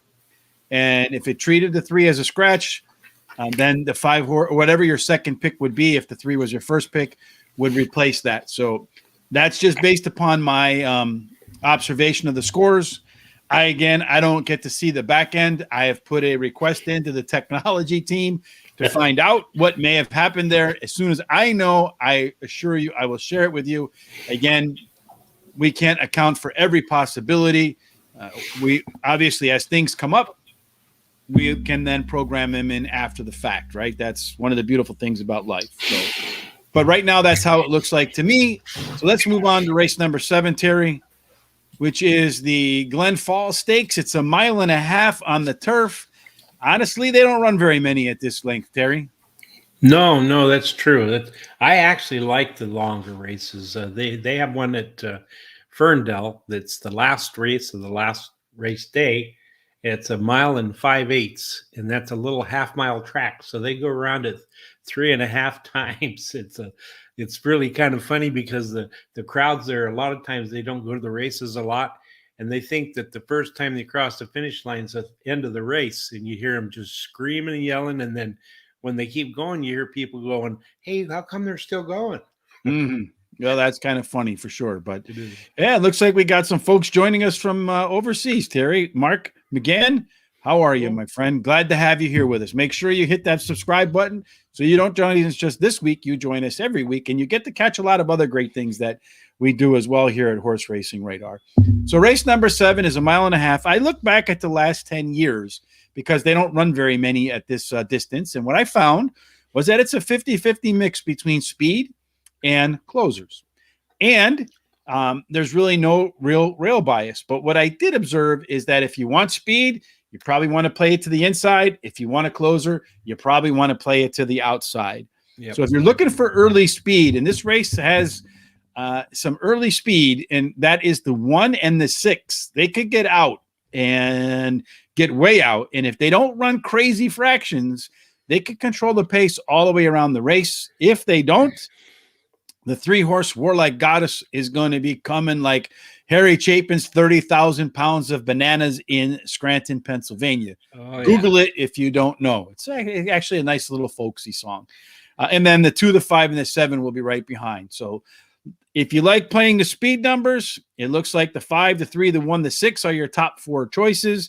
Let's take a look at the field, Terry. Number 1, Call Me Love. And we probably got to go a little bit quick because we're a little bit behind on that update on the of the 3-horse there. Okay, well, the number 1 is going for the 3rd race in a row, and it comes from close to the pace, like you said, so it's kind of a speed horse. Yeah, it'll be close to. It'll be at the front with the 6-horse, and it is going for its 3rd race in a row. Last time out was 1.5 miles, so it's run this distance once, and it won at Belmont. Number 2 is Temple City Terror. It's the most imposing name in the field. Another horse that's run at this distance once, coming from Delaware. Not a big fan of that, but did race at Churchill and Keeneland before. Yeah, it's a very deep closer, and if you don't get something out there with the speed that has no pressure, I think the closer is going to catch whoever's in front. But this horse finished behind a couple of other horses last time out, so don't see anything in the workouts that suggest that order is going to change. Warlike Goddess is the heavy favorite, is 8-5 in the morning line. Right now, the bettors have the 3-horse at 1-1, even money odds. Wow, going to be coming like a truck, but my fear is might be a little too far behind. Yeah, and it loves the turf. It's won 4 out of 5 on the turf. Likes the distance, can handle that. Another one that comes from pretty deep back, and another one going for a hat trick. Or Galandes, maybe? I don't know. But I'm the official pronunciator of at Horse Racing Radar. This horse is last time out didn't run very well, but prior to that, had fared well since coming over from France. I imagine if Tom is listening, Tom has pounded the 4-horse, Irad Ortiz, Chad Brown. The horse has not run this long yet, and it looks to me like, based upon its previous races, the longer the better. Yeah, it's got a good workout on July 31st, and it does like the turf. It's been in the money 8 out of 10 times in the turf, winning 40% of those. Mm-hmm. Number 6 is My Sister Nat, one of 3 horses in this field that ran a last race speed figure over par. The other 2 are Call Me Love and Warlike Goddess. My Sister Nat is making a big drop in terms of purse. Last time out ran for $750,000. It's the only horse in the field, I think, that's actually dropping in class. Has the top pedigree, and I think you're getting some value right now at 7-2. Yeah, and this is my top pick. It has the best turf speed and is fastest among today's starters. So, Mm-hmm. and I like the jockey coming back, Ortiz coming back to ride it. This. Well, first start off a layoff. It hasn't won the last 3 times. It came back fresh. So we'll see if it can do it this time. Does have a win at the distance. Has a win and a second in 2 at Saratoga. The other speed horse is Delica. Should be out in the front with the 1 horse. If they can run good fractions, again, not a big fan of the Delaware to Saratoga angle, but did run at Churchill and Keeneland and Fairgrounds. So not cheap tracks elsewhere. No, it's not. But I don't think. I think this distance is a little too far for number 6, and I think she'll probably be there for quite a while, but fade at the end. Number 7 is Luck Money. We'd all rather have 2 things that we both can't have enough of: luck or money. Third time off a layoff again. The Delaware Pimlico. Not big fans of that, but third time off a layoff. Last time in a 3-race cycle was by far the best performance. Run it 1.5 miles twice, second and a win, and was the favorite last time out and lost to some of these horses. Trainer Arnaud Delacour rebounds 25% with beaten favorites. Yeah, I think she checks a lot of the boxes. As you said, she has a really good trainer. She has a sharp workout on August 1st, and she seems to like this distance. So again, she's a good turf horse. All right, Terry, how do you see them lining up? Okay, I like the 5 with the 7, with the 3, with the 1. Terry likes 5, 7, 3, 1. We agree on the top horse again. I like the 5, but then I'm going to back it up with the 3. And then I think the 2 speed horses, one of them is going to be there and maybe steal this race. I'm going to go with the 6 horse and then the 1 horse, but it can go in either order. So I'm going 5, 3, 6, and 1. We'll see how they line up when it goes official, Terry. Okay, see you then.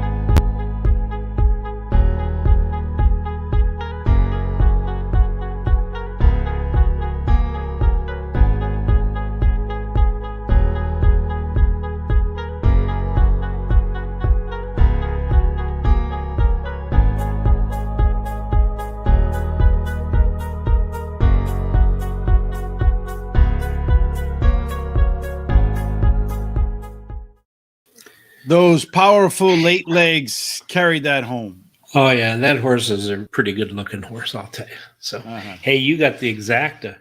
Woohoo! What did Yeah. it pay? Well, Oh, yeah, but listen, if you took a $10 bill or $20 bill and it boxed it for $10 each way, you would have collected $76, which is a $56 profit. that's not bad, Terry. That's a good profit. So Where else in the planet can you take $10 and turn it into $76 in the Terry euphemism of horse racing? that's right. That's right. It's a whole new money management system. Forget Wall Street.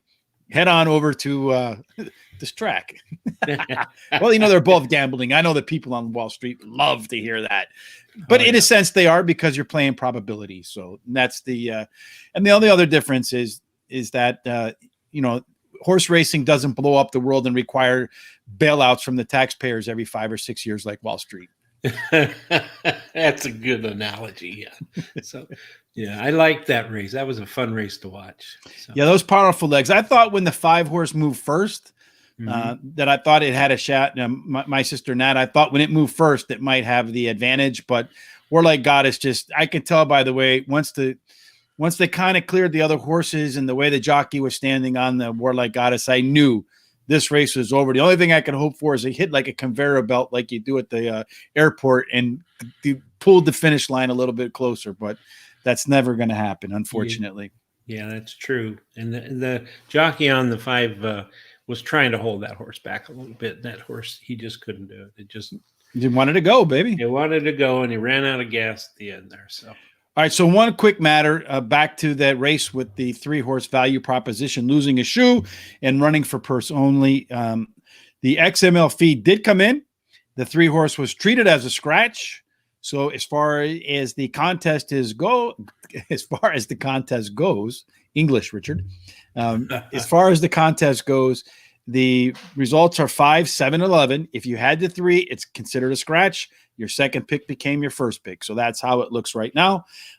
And that's how I'm sure a lot of people wanted to go. So this is the way we're going to roll. We're going to be back for the first of the races that we covered with our guest last Thursday, Acacia Courtney. If you haven't yet, go on over to YouTube, check out that, see who she likes, some of the tips and insights that she provided. And then you'll find out who Terry and I like as well. Plus, our picks are spelled out. So if you find that on Horse Racing Radar, you can see who Terry and I are going to pick before anybody else. We'll tell you who it is. For those of you who don't know, 10 minutes to post. We'll see you then. Okay, see you. Got to press the right button to get up and out of here, right? Yeah. There it is. Okay.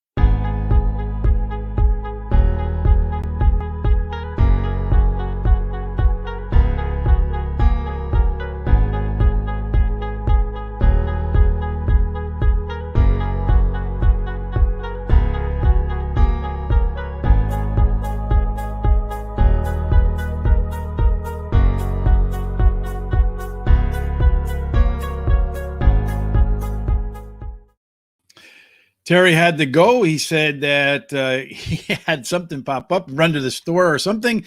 Guess he went out to go find some winners, at least we hope. We're asked, why don't we stay live in between races? The answer is because I'm doing a lot of prep work and running through my numbers and everything to make sure we have everything correct. Perhaps if we had more folks to join us on the show, that we can go ahead and have some other talk in the middle there. But for now, it's just me. Terry's out looking for winners. So let's talk about race number 8, 7 furlongs, the test stakes. It's a grade 1 for $500,000. Fillies that are 3 years old. And we had one race already, race 5, earlier on the day when Steve Asmussen went ahead and got the number 1 winner title for North America. And as we mentioned then, you as far as the posts are concerned, you really don't want to be inside, because the one has won 3 out of now 15 races. And then posts number 4 and out have now won 8 of 15. So the outside horses have done better. As far as speed is concerned, again, horses that have been near the post, near the lead at the quarter pole, first or second, haven't really won that much. The majority of them have come from 3 and out. Again, we saw that in the last race too. So I expect that you're going to see some of the same stuff play out here. Looking at the way the pace should set up, the early pace belongs to number 8. That's Bella Sofia. It's faster than everybody else. The rest of the group is pretty much bunched up afterwards. So it could be really any order after that. And then as far as the late pace when they're coming home, the 7 horse has the best legs. The 4 horse has the best legs late. That is number 4 is Obligatory. So you're going to see Jose Ortiz chugging hard at the end. Almost caught the favorite last time out, Search Results, at a mile. I'm not sure that backing up at 1/8 of a furlong really helps Jose's chances here. So let's go ahead and take a look at the field, see what we like and why, and then I'll make my picks. I'm not quite sure what Terry has. So the horse number 1, Illumination. The horse is making its first start after a smashing win last time out at Santa Anita. Does have some of the fastest early fractions in the field. Won its last race, as I mentioned, by 8 lengths, breaking its maiden in its 5th try at getting that initial score for Bob Baffert. I'm not really a huge fan of horses that are coming off of a maiden win and then turning around right into a grade 1. Although they did pay $900,000 for this horse, so it's one that they expected a lot from. Probably be a part of the early pace. Put a ton of bullet works out at Del Mar before Bob got the okay to run right over here at Saratoga. Number 2, Super Sensational. If you're looking at the speed ratings, in terms of those rankings, our top 4 horses are the 2, the 7, the 3, and the 8. Had the top last race speed figure, making the second start off a layoff. And the other 2 times it ran a 2-race cycle. The first time it did step up. Second time backed off a little bit. Maybe we'll see the 2 horse do very well here. One of a handful of horses that did post a speed figure above par for this level. Number 3 horse is Zagil. I'm sure somewhere out there, AJ from Triple Clowns is laughing at me because I mispronounced the name again. When I was on their show, he corrected me instantly. It's Zagil, I think. Anyway, does have 2 trips at the distance, won them both at 7 furlongs. That was in his first 2 races in his career. Joel Rosario riding for Todd Pletcher. I do expect that you're going to see Zagil as another horse that put together a top last race speed figure over par. Did win its last race by more than 1 length. That's just what I like to see. Though I do feel like 7 furlongs might be a little too short for this horse. Number 4, as I mentioned before, Obligatory, another horse that did a last race speed figure above par for this level. Will be one of the hardest chargers late, if not the hardest charger late. Almost caught Search Results last time out. And it's making its first start off a layoff. Workouts in between races were okay. The 1 race at the distance, it did win with a huge from worst to first move in the 8 Bell Stakes at Churchill Downs. We'll see if Jose can repeat that performance here today. Number 5, Always Karina. That is the top pick for Mark McGann. He's all over Always Karina. Here you go. See? He says it's going to come home first. Always Karina should be amongst the early leaders. Looking at the other possible reasons to like this horse, it has run 3 high quality races in 3 starts. Looks to me like shortening up might be to its benefit. Chad Brown was beaten last time with this horse as the 4-5 favorite. He rebounds at a hefty 26% the next time around the track with beaten favorites. Number 6, Make Mischief. Sounds like me as a little kid. As an adult too, my kids would probably say.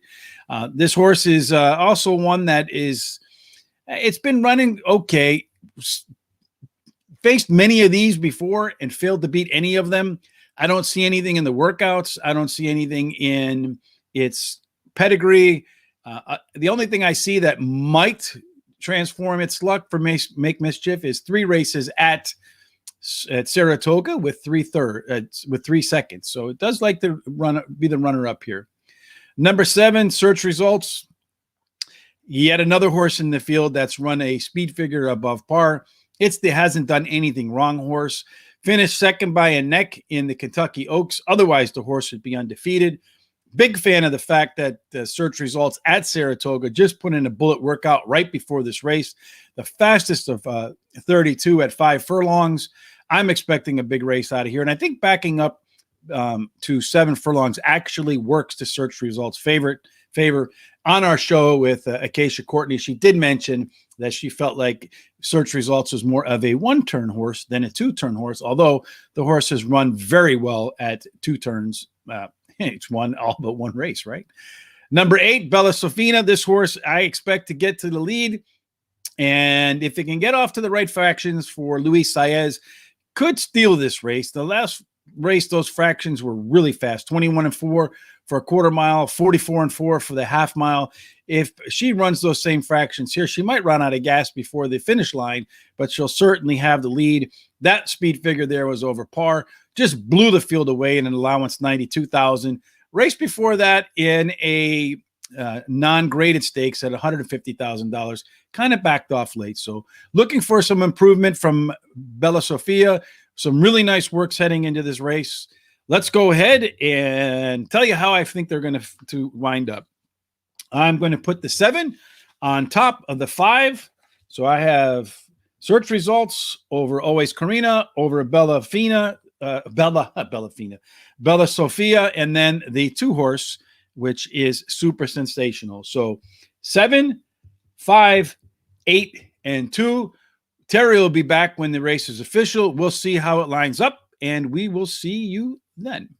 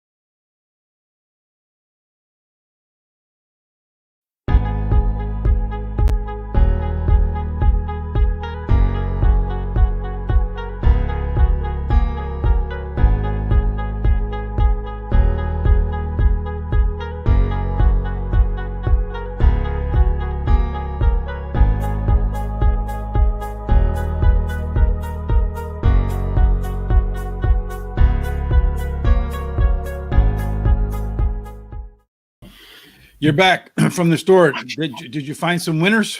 Oh yeah. Actually, no, that one.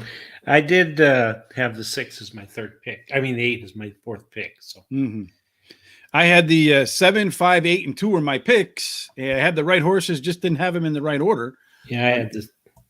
Go ahead. No, go ahead. I was 7. I had the 7, 5, 6, 8. 7, 5, 6, 8. Yeah, I had 7, 5, 8, and 2. If you played that superfecta for a dime, paid $43.75, Terry. That's Where good else can you profit. take a dime and turn it into $43.75 for with some free advice on YouTube and Facebook in a minute and a half? Yeah, that's true. That's very true. So we coming up on the next race is the Saratoga Derby Invitational, which is an interesting race because there's a lot of international invitational. There's a lot of international flavor in this race. And for those of you who don't know, Tom and I do a show every Friday where we highlight some of the group races over in Europe. We did one at Cork today and one at Newcastle today. And I think we had the trifecta in both of them. Wow. We have, I think one of them paid pretty nice, like $70 or something like that for a buck. So, and the other one, I think paid like $26, ran a little bit more to form than the other one did. But we do also have 2 races tomorrow at the Curragh in Ireland. So make sure you head on over to Horse Racing Radar. Check out Tom's podcast with myself. Every week, every Friday, we go over some international horse races. We do our analysis. Mostly Tom does the analysis. I do most of the picking and winning. And then, also our latest addition to the Horse Racing Radar team, Joe from Away They Joe, puts an international podcast out and YouTube show, which seems to be very popular with folks. So you might want to head over to our YouTube channel, check out Joe's latest show. It's a good one. If you like to do international racing, we are reaching out to that audience. So if indeed you got nothing to do on a Saturday morning and you live stateside, or Sunday morning tomorrow, before the NFL and college football season starts, make sure you check out those podcasts. You might find a few extra bucks in there that you can turn around and play in your bankroll on your favorite NFL or college football team. Sounds good. All right, Terry, we will see you 10 minutes to post for the Saratoga Derby with our analysis and picks and our insights into some of these horses coming in from overseas. See you 10 minutes to post. See you then.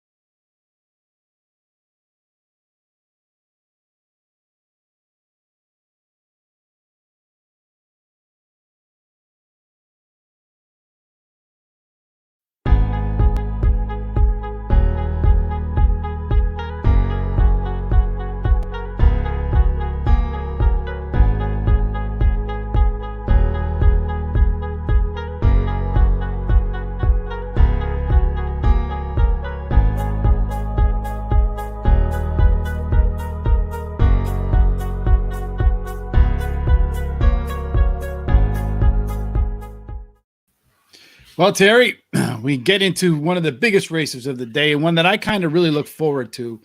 And that is the Saratoga Derby Invitational, a grade one, a mile and 3/16 on the turf course. No, on the turf course. A little bit confused for a moment there. And normally we go through the whole thing about how the pace set up and how the track looks at this distance. And they don't really run that many races at a mile and 3/16. I look back a couple of years, didn't see very many at a mile and 3/16. The only really distance that's kind of similar that they run that regularly is a mile and 1/16. I don't know. It'll look a lot different, but even there, they don't run a whole lot at a mile and 1/16. For those that they do, most of the winners were first, second, or third at the quarter pole, and you find that the outside posts did better than the inside posts. We could talk about pace setup, but with all these foreign horses, these international invaders, we not 100% sure on how some of them are going to run. So let's just take a look at the field and see what we think about each horse and take it from there. Terry, what do you think about that? Yeah, that sounds fine to me. All right. Yep. So let's start with number one. Soldier Rising is one of these horses that's coming in from France. And, from doing my international show with Tom, I know that France has higher purses than they do in England or in Ireland. So they tend to attract some better horses, perhaps.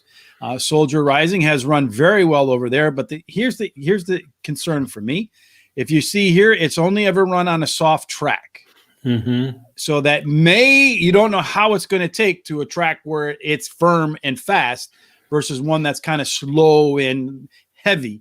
It may be that the horse likes the slow and heavy because he comes in from the back of the pack. Yeah. Although it did have a nice workout on July 31st. It looked like it was a firm turf course at 49 breezing, 8 out of 64. And it's kind of impressive in the fact that it's never been worse than second in his 4-race career. Mm-hmm. So this is definitely a huge step up in class, though. But you're like Sean mentioned in the show with Acacia Courtney and our Players Edge podcast. Make sure you check that out every Thursday, 9:30, normally Eastern time.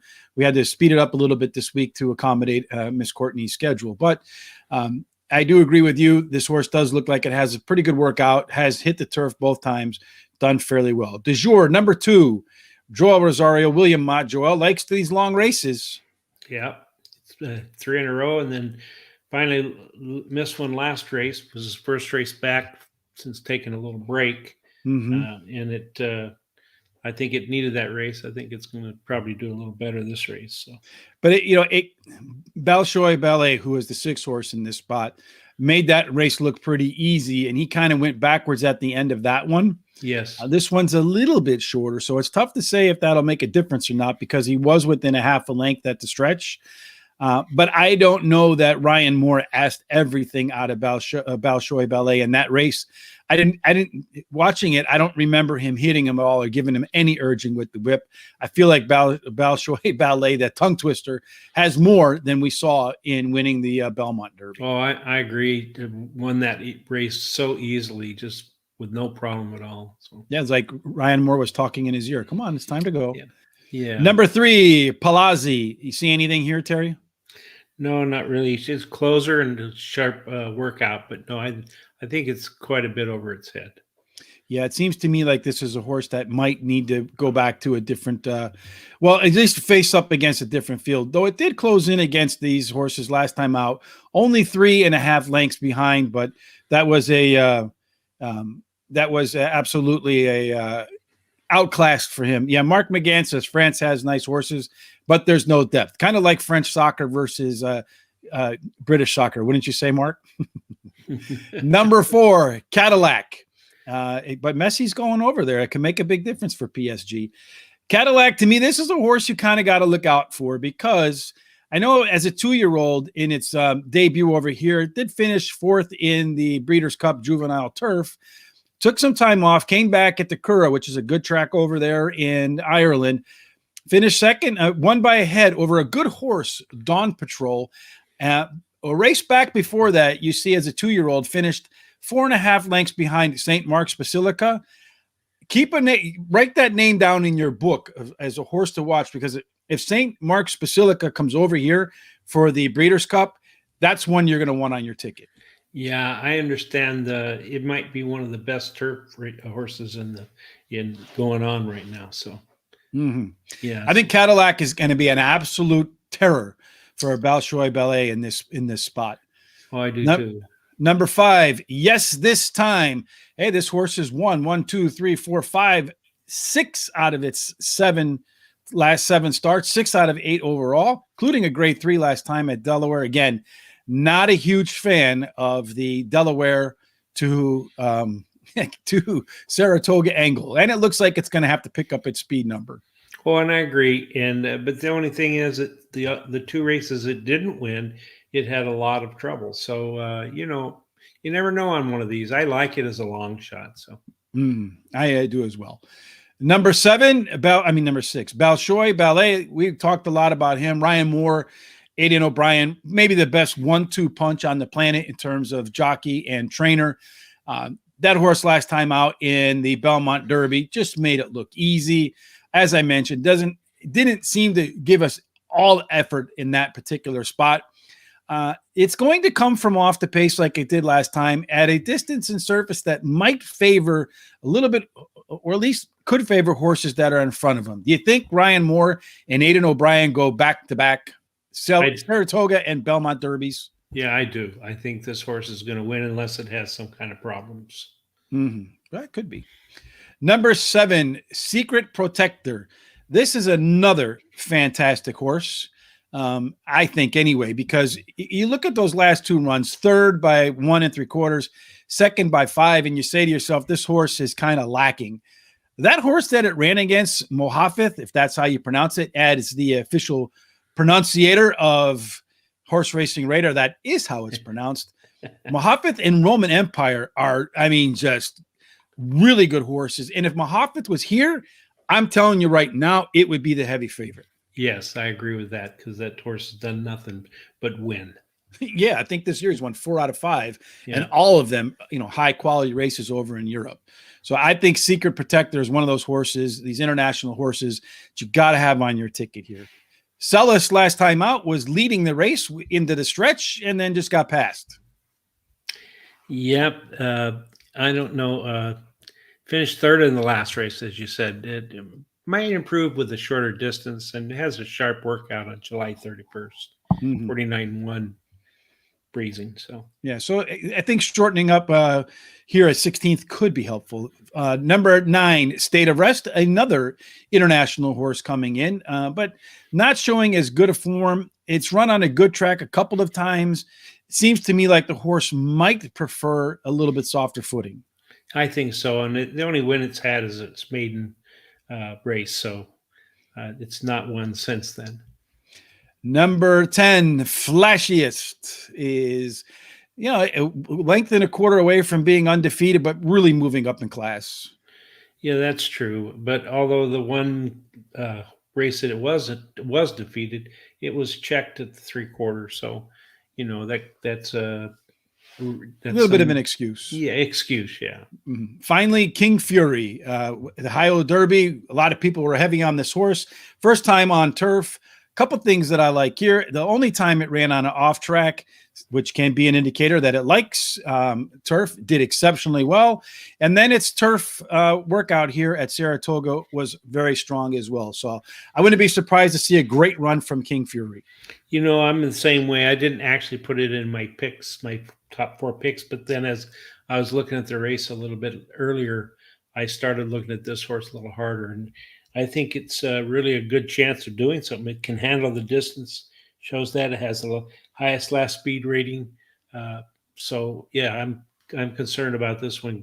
Get my 4 picks. All righty. So speaking of your 4 picks, we got to make them quick because they're going to post. Okay, I like the 6, 4, 7, and 5.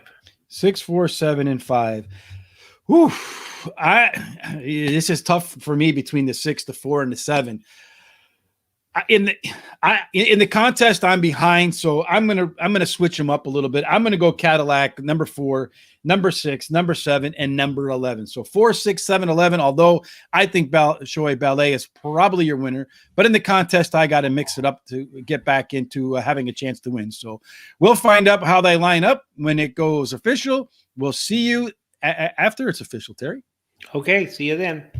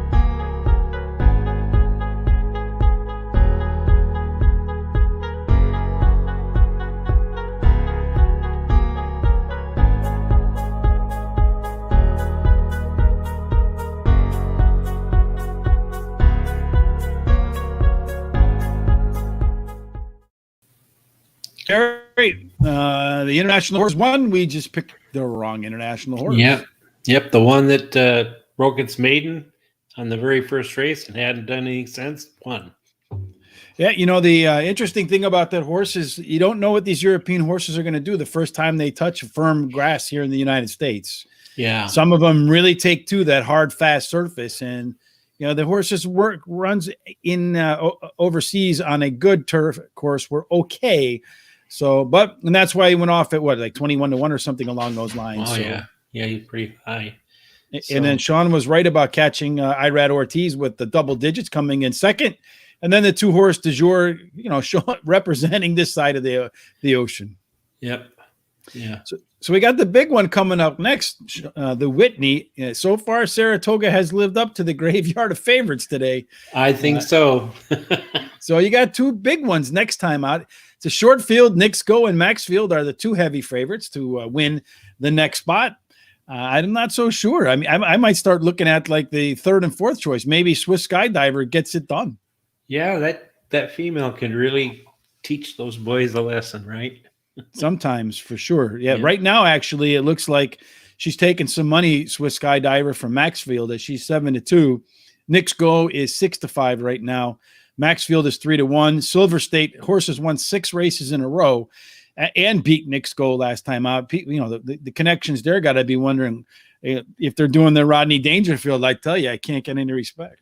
Yeah, I like that horse a lot. So. Well, he's paid out very nicely for folks who've backed him over the last 6 races.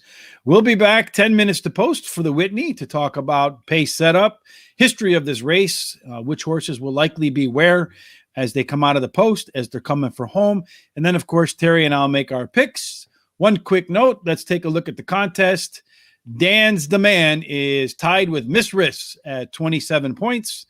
Reds 9-5-6-6 and Coach T are next up on the board with 25, and then a few more at 25, 24, 23, and 22. So not a whole lot of time to catch up in the contest if you're behind. So you're going to have to start swinging for the fences, folks, and picking the non-favorites if you want to get back into the contest and you're behind it. Wish I would have picked the 9 there instead of the 4. Yeah. But, you know, watching that race, and I think the people who were watching that race that had their eye on Cadillac, he had a little bit of a tough go coming around that turn, and then he was in between horses and kind of did a little bit of bumper cars, and that kind of busted up any momentum that he had. Yep. And I think that kind of ruined his race right there because you saw him kind of stall and never really get back into the mix. Yep. That's how it goes, right? Yeah, it is. That's horse racing for you. Yes, indeed. We'll see you 10 minutes before the Whitney. See you then.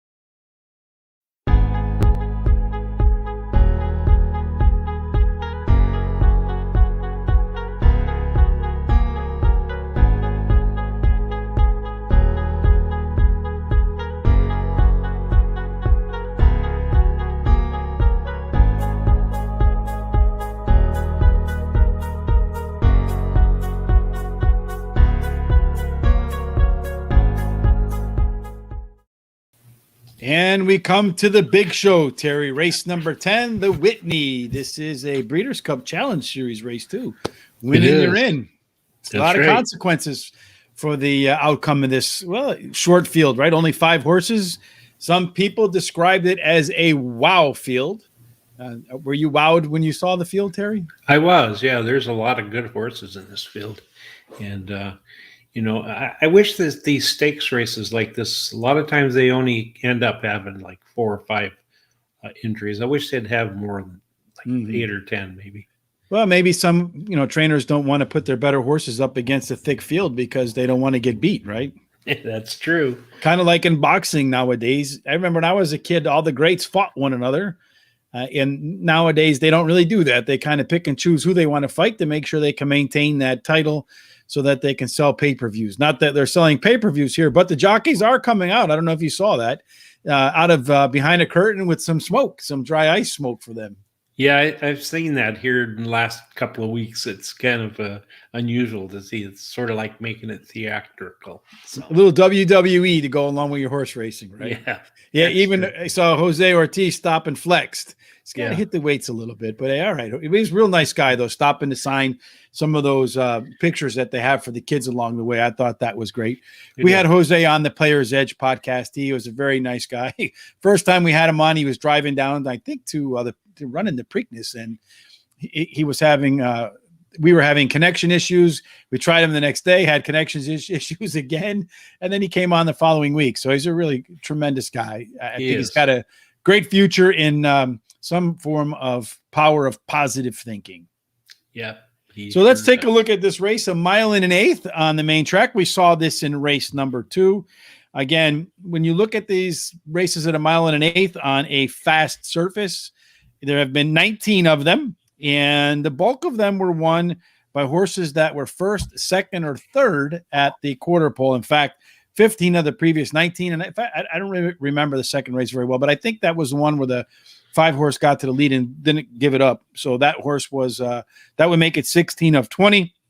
And then when you look at the rails, the post positions 1, 2, and 3. Only 4 wins out of the first 20 races. So you kind of want to be outside, kind of want to be speed, but with only a 5 horse field, you're not really going to get what I would call inside outside concerns. Yeah, that's true. I agree with that. All right, let's run them down. Oh, one quick thing before we move on. We should talk about pace since we thought pace would be a factor. It's no secret that Nick's Go is probably going to get to the lead, right? I suspect that's what's going to happen. Yeah, he's done that every race but 2. Mm-hmm. So, surprisingly, by my standards, might get into that mix. I think that might be Gabriel Saez's best chance to win here. And then the other horse that's probably going to co-pilot would be the female in the spot, Swiss Skydiver. Yes. I think could be a real tough spot for her, but you never know. She's got the highest speed figure overall, I think, for these horses. So she's gonna have to run back to what she did in the Preakness, I think, to get to the winner's circle here first. Then Maxfield and Silver State will be probably the 2 trailers. Coming home on the late pace, Silver State probably has the best late legs. Surprisingly, Nick's Go is second. And then you'll have Maxfield, and it's kind of tight after that. Maxfield. Then you also have By My Standards, and the slowest of them late could be Swiss Skydiver. Yeah, which I think it's going to, like I said, be a tough race for her. Let's go ahead and break them down. Terry, By My Standards, what do you see? Well, he ran a really good second last time in the Grade 1 race. Mm-hmm. So it's, it can be right there. It ran first in the race before that at a 400,000 K. And it really improved between the 2 races. It went from 93 speed rating to 101 speed rating. Mm-hmm. So, the last time you saw a jump like that, the horse continued to go up the ladder. And it's been, this distance has been a favorite of his. Run it 6 times, has a 3 wins and 2 seconds. Maybe if he can get the right pace right behind Nick's Go, maybe can run by him at the end. Number 2, Silver State. I mean, this horse went from 7th by 10 lengths, came back, and then with Ricardo Santana, who's in the irons again today, and has rattled off 6 consecutive wins. Yeah, he sure has, and he's the 7th win to me is is right there for him to take. And I think, of course, he's got a good trainer who just broke the record, tied or broke the record today. I'm not sure which one it was. You broke it today, yeah. Broke it, okay. Mhm. And he got Ricardo Santana in the irons. And to me, this is the horse to play here. Yeah, and it's got a ton of good work since its last run at Belmont, and 1, 2 bullets, 3 bullets out of the last 4, all at Saratoga, since beating Knicks Go in the last race in the Metropolitan Handicap, a Grade 1. So I wouldn't be surprised to see Silver State try to make it 7 in a row. My only question about that is that race he caught against Knicks Go last time was after Knicks Go flew back home from Saudi Arabia. Rebounded at Prairie Meadows, but I don't really know what that means. Swiss Skydiver trying to repeat her magic against Authentic last year in the Preakness. And it's either going to be that or it might look a little bit more like the race when she ran against the boys in the Toyota Bluegrass Stakes and kind of faded late against Art Collector. Yeah, you just never know. She's won 50% of her starts, and several of them are Grade 1s. I think at least 3 of them were Grade 1s that she won. Now, it seems like if Latruska or Menominee Girl aren't there, she does well. And neither one of them are in this race. That's true. Yeah. Number 4, Knicks Go, top last race speed figure, which is above par for this. Again, that was at Prairie Meadows in the Cornhusker Handicap. It was the 3 to 5 favorite, ran like the 3 to 5 favorite, made easy work of the folks out in Iowa. Will be on the lead, minus the race that it had in Saudi Arabia and the comeback race here at Belmont in the Metropolitan Handicap. Horse has been on the lead, and when he gets to the lead and has the lead in the stretch, you aren't beating him. That's the way it looks, because it's only 2 races that didn't get the lead coming out of the gate, and those are the 2 it's lost. So 2 of them, yeah. I mean, he had the lead a couple of other times, but in the stretch, if he has the lead in the stretch, I don't think anybody's beating him. Number 5 is Maxfield, Jose Ortiz, Mr. Flex, right before they came. He's going to be coming late. I mean, this horse has done absolutely nothing wrong. 8 races, 7 wins, 1/3. Second time off a layoff. History says the second time will be better than the first time. Last time was probably good enough to win. Yeah, and the last time it didn't win, ran 3rd at Santa Anita, came wide into the stretch, and who knows if the travel didn't affect it. So. Mm-hmm. So how do you see him lining up, Terry? Again, with only 5 horses in the field, we're going to do the ice cold challenge again. What's your ice cold trifecta? Okay, the 2 with the 5 with the 8. There's no 8. I'm sorry. Oh, you startled me a little bit there. Like, what? I'm sorry about that. Yeah, I got it right here. Okay, 2 with the 5 with the 2. 2 with the 5 with the 4. There we go. 2, 5, 4, 2, 5, 2. Okay, he's going to run first and third. That would be interesting. 2, 5, 4. I know, I got it there. I'm going to go. I think Knicks Go gets to the lead, doesn't look back. I know that's kind of chalky, so I'm going to go 4, and then I'm going to put Maxfield reluctantly in second. I just feel like he's better than all the other horses in this field, and I feel like Swiss Skydiver's over her head.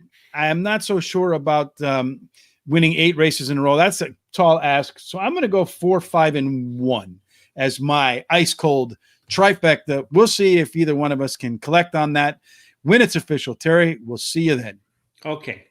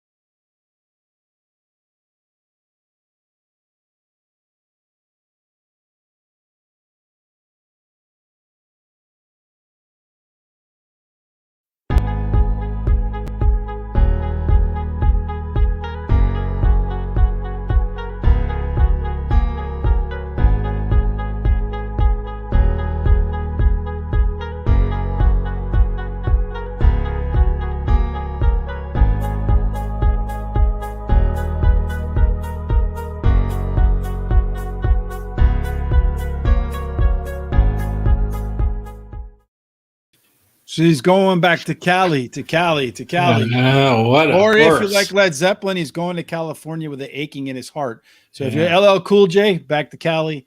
Led Zeppelin, you are aching in your heart. Easy work for Nick Sco It right was, there. and after those fractions, I thought after hearing the early fractions, oh, that horse is not going to go all the way. Something's going to catch it. Coming the stretch, it looked like something might, but then he just pulled away and then never used the crop once. Just hand rode that horse, and that horse can go a mile and a quarter. That's a fantastic horse.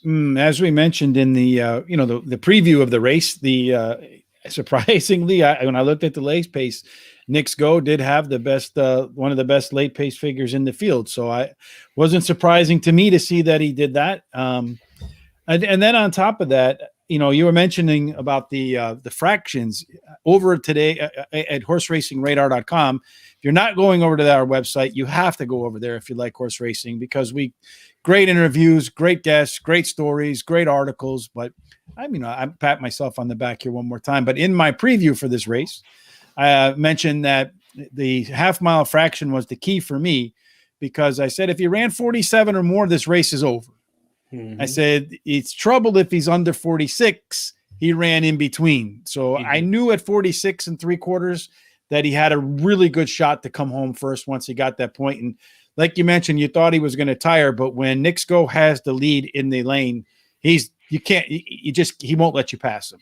No, he just, and he did it easy. No sweat at all. I mean, yeah, he really improved or raised my thoughts about him. So, yeah, he's definitely a solid horse. All right. Well, now the contest is down to 2 more races. Race 11, we just saw at 1 1/8. That's what race 11 is at 1 1/8.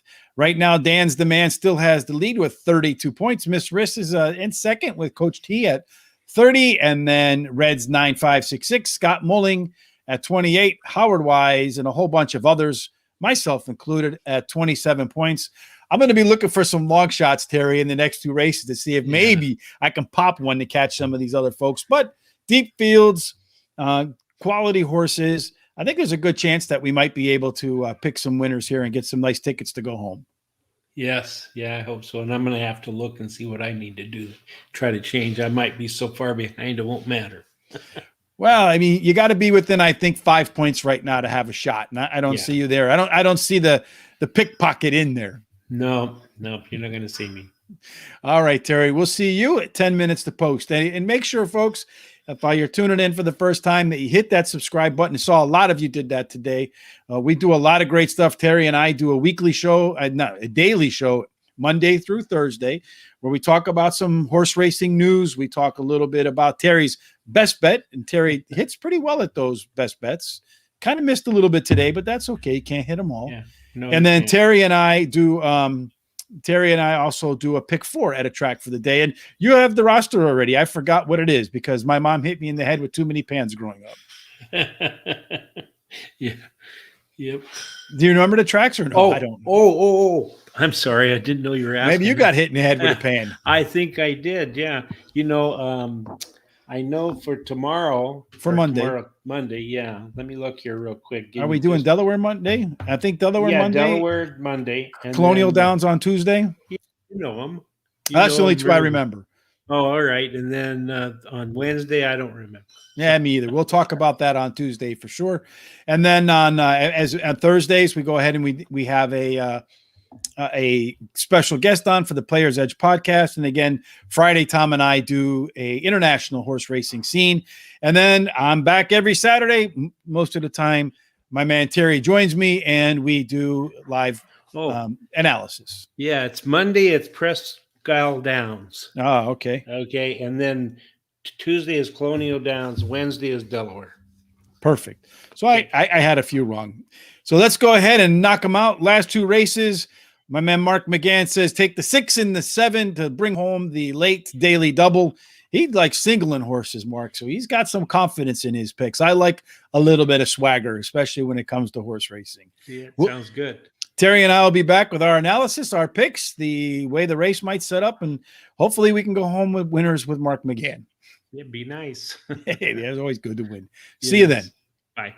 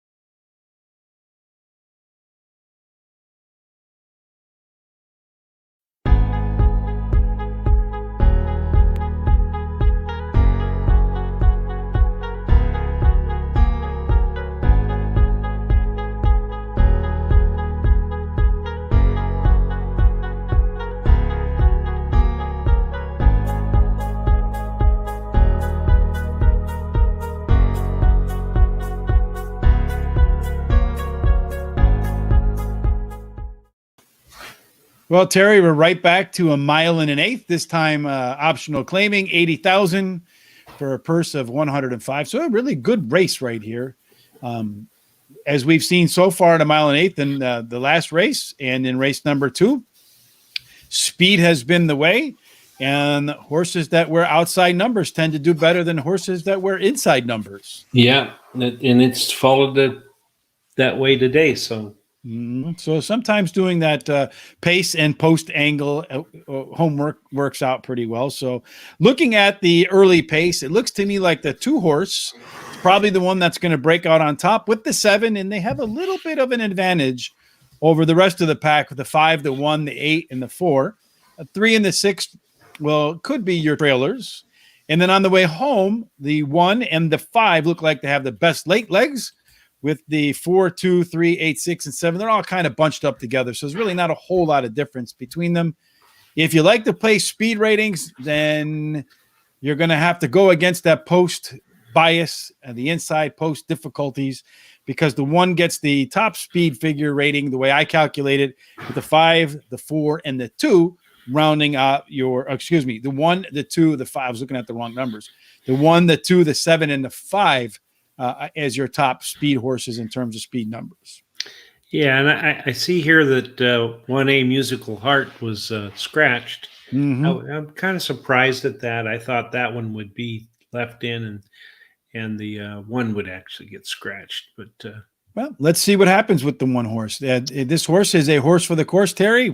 4 times over Saratoga. Not a graveyard for her. Or him, the 6-year-old, 3 wins, and the horse has run 35 times elsewhere, 34 times elsewhere, and only managed to win 3. So he loves the cooking in Saratoga Springs. I hear it's beautiful in the summer. Yeah, and he's stretching out to a little bit, which I think is going to help. And I just want to give you a little background for me. Every time I think they should scratch one and not the other, the one that they don't scratch wins. So it means the trainer usually knows what the heck he's doing. Mm-hmm. So Terry's putting his absolute guaranteed lock on that one. Number 2, Superfecto. It's a horse that has the highest last race speed figure. Also is one that's been able to produce some of the fastest early fractions. Again, I expect this horse to be the one pulling the string from the jump. Maybe it can get to the front like Nick's Go and never look back. Yeah, it could do that. It's got a lot of speed, and the early speed running style will really help chances. Has the highest last speed race speed rating in the field. Last time we saw risk taking was in the Preakness, where he got smoked by 23 lengths. He hasn't run well in the higher levels, so kind of coming back down to a level that might fit for Manny Franco and Chad Brown here. Yeah, workouts are okay coming into this race. I'm not a big backer of risk taking. At least I think you might need one. Yeah, I do too. And they're going to add Lasix this time to see how that works for him. And I think this is a little more his place to be. He was up in the too high of class before. Mm-hmm. Candy Tycoon, I do like this angle coming from Monmouth, where he wasn't allowed to be whipped. And that, despite that, he stumbled at the start and still managed to find his way home first. Now with some urging from Joel Rosario and Todd Pletcher, maybe the 4-horse figures. Yeah, and he's finished in the money 8 out of 12 times. That's pretty darn good. Won 2 of those races. So big step up in class, though. So we'll see if he can handle that. Number 5 is Empty Tomb. I expect number 5 will be one of the latecomers and could be near the early pace. Dropping here today from a $600,000 race, the Stephen Foster last time out, where he was on the pace for the first half and then gave it up to Maxfield and Warriors Charge. Yeah, it drops in class, as you say. And I think maybe in the last race he was way overmatched. So this is a good drop for him. Indeed. The 6-horse is Air Attack. I think the 6-horse is one that also has an opportunity to flash speed. Hasn't run since April, and he had run a lot of races without a break, so definitely needed one. Maybe working well because it looks to me like his workouts have improved as he's approaching race time. Yeah, he had been running pretty well at Aqueduct, and then he had this one in April 30th where he got beat by 42 lengths. But I really think he needs a race before anything else. can Well, it's happen. got the top pedigree for the distance and surface. Let's see if he can do it. But John Toscano Jr., not a big winner coming off a long rest. So that suggests to me that maybe next time out. Number 7, Lost in Rome, 3 times at Saratoga, a win, a second, and a third. So I guess that means he runs 4th here. Yeah, and he's won 2 out of 8 races. No, I'm sorry, that's number 7. Yeah, Yeah, we are number 7, Lost in yeah, Rome. yeah. Mhm. And he's got a good jockey. Ortiz is on there. He ran second his last race. He's speed horse, and if he can get out there with not too much pushing him, he might just go all the way. Yeah, I expect he and the 2 are going to be on the front. And thing is, he's all or nothing at this distance. He's run it 4 times, and he finished as the winner twice, and the other 2 times not so good. Finally, number 8, Chesterton. This horse kind of concerns me a little bit because it has the G in the black circle, the white G in the black circle, telling me this horse is first time gelded around 4 or 5 years old. Those horses can really show up in that race after getting snipped. Yeah, it's true. They're probably pretty mad about getting I would clipped. imagine. So, I don't know. I anyway, mean, a lot of guys do it after they have enough kids, right? So, I mean, that's right. yeah. It works. I know. But anyway, he got a really good workout on July 26th, 101, one breezing, first out of 5 workouts that day. So On the mud. Seems like this horse does like the mud. Yep. And then at Saratoga, two races, 1 win. Time to make your picks, Terry. Fire away. Okay, I'm going to take the 1 as my top pick, Mhm. and then the 5 is my second, the 4 is my third, and the 2 is my fourth. 1-5-4-2 for Terry Hollywood Hay. I'm going to go with the 5 horse on top, 2 on top, because like I say, inside doesn't work at this distance. Speed works. The 5 should be not too far off the pace. And if you look at a really great workout coming into the spot, followed by the 1 and then the 2. And then I was torn between the 7 and 8. I went with the 7 to take longer odds. We'll find out how they line up when it's official. We'll see you then. All right.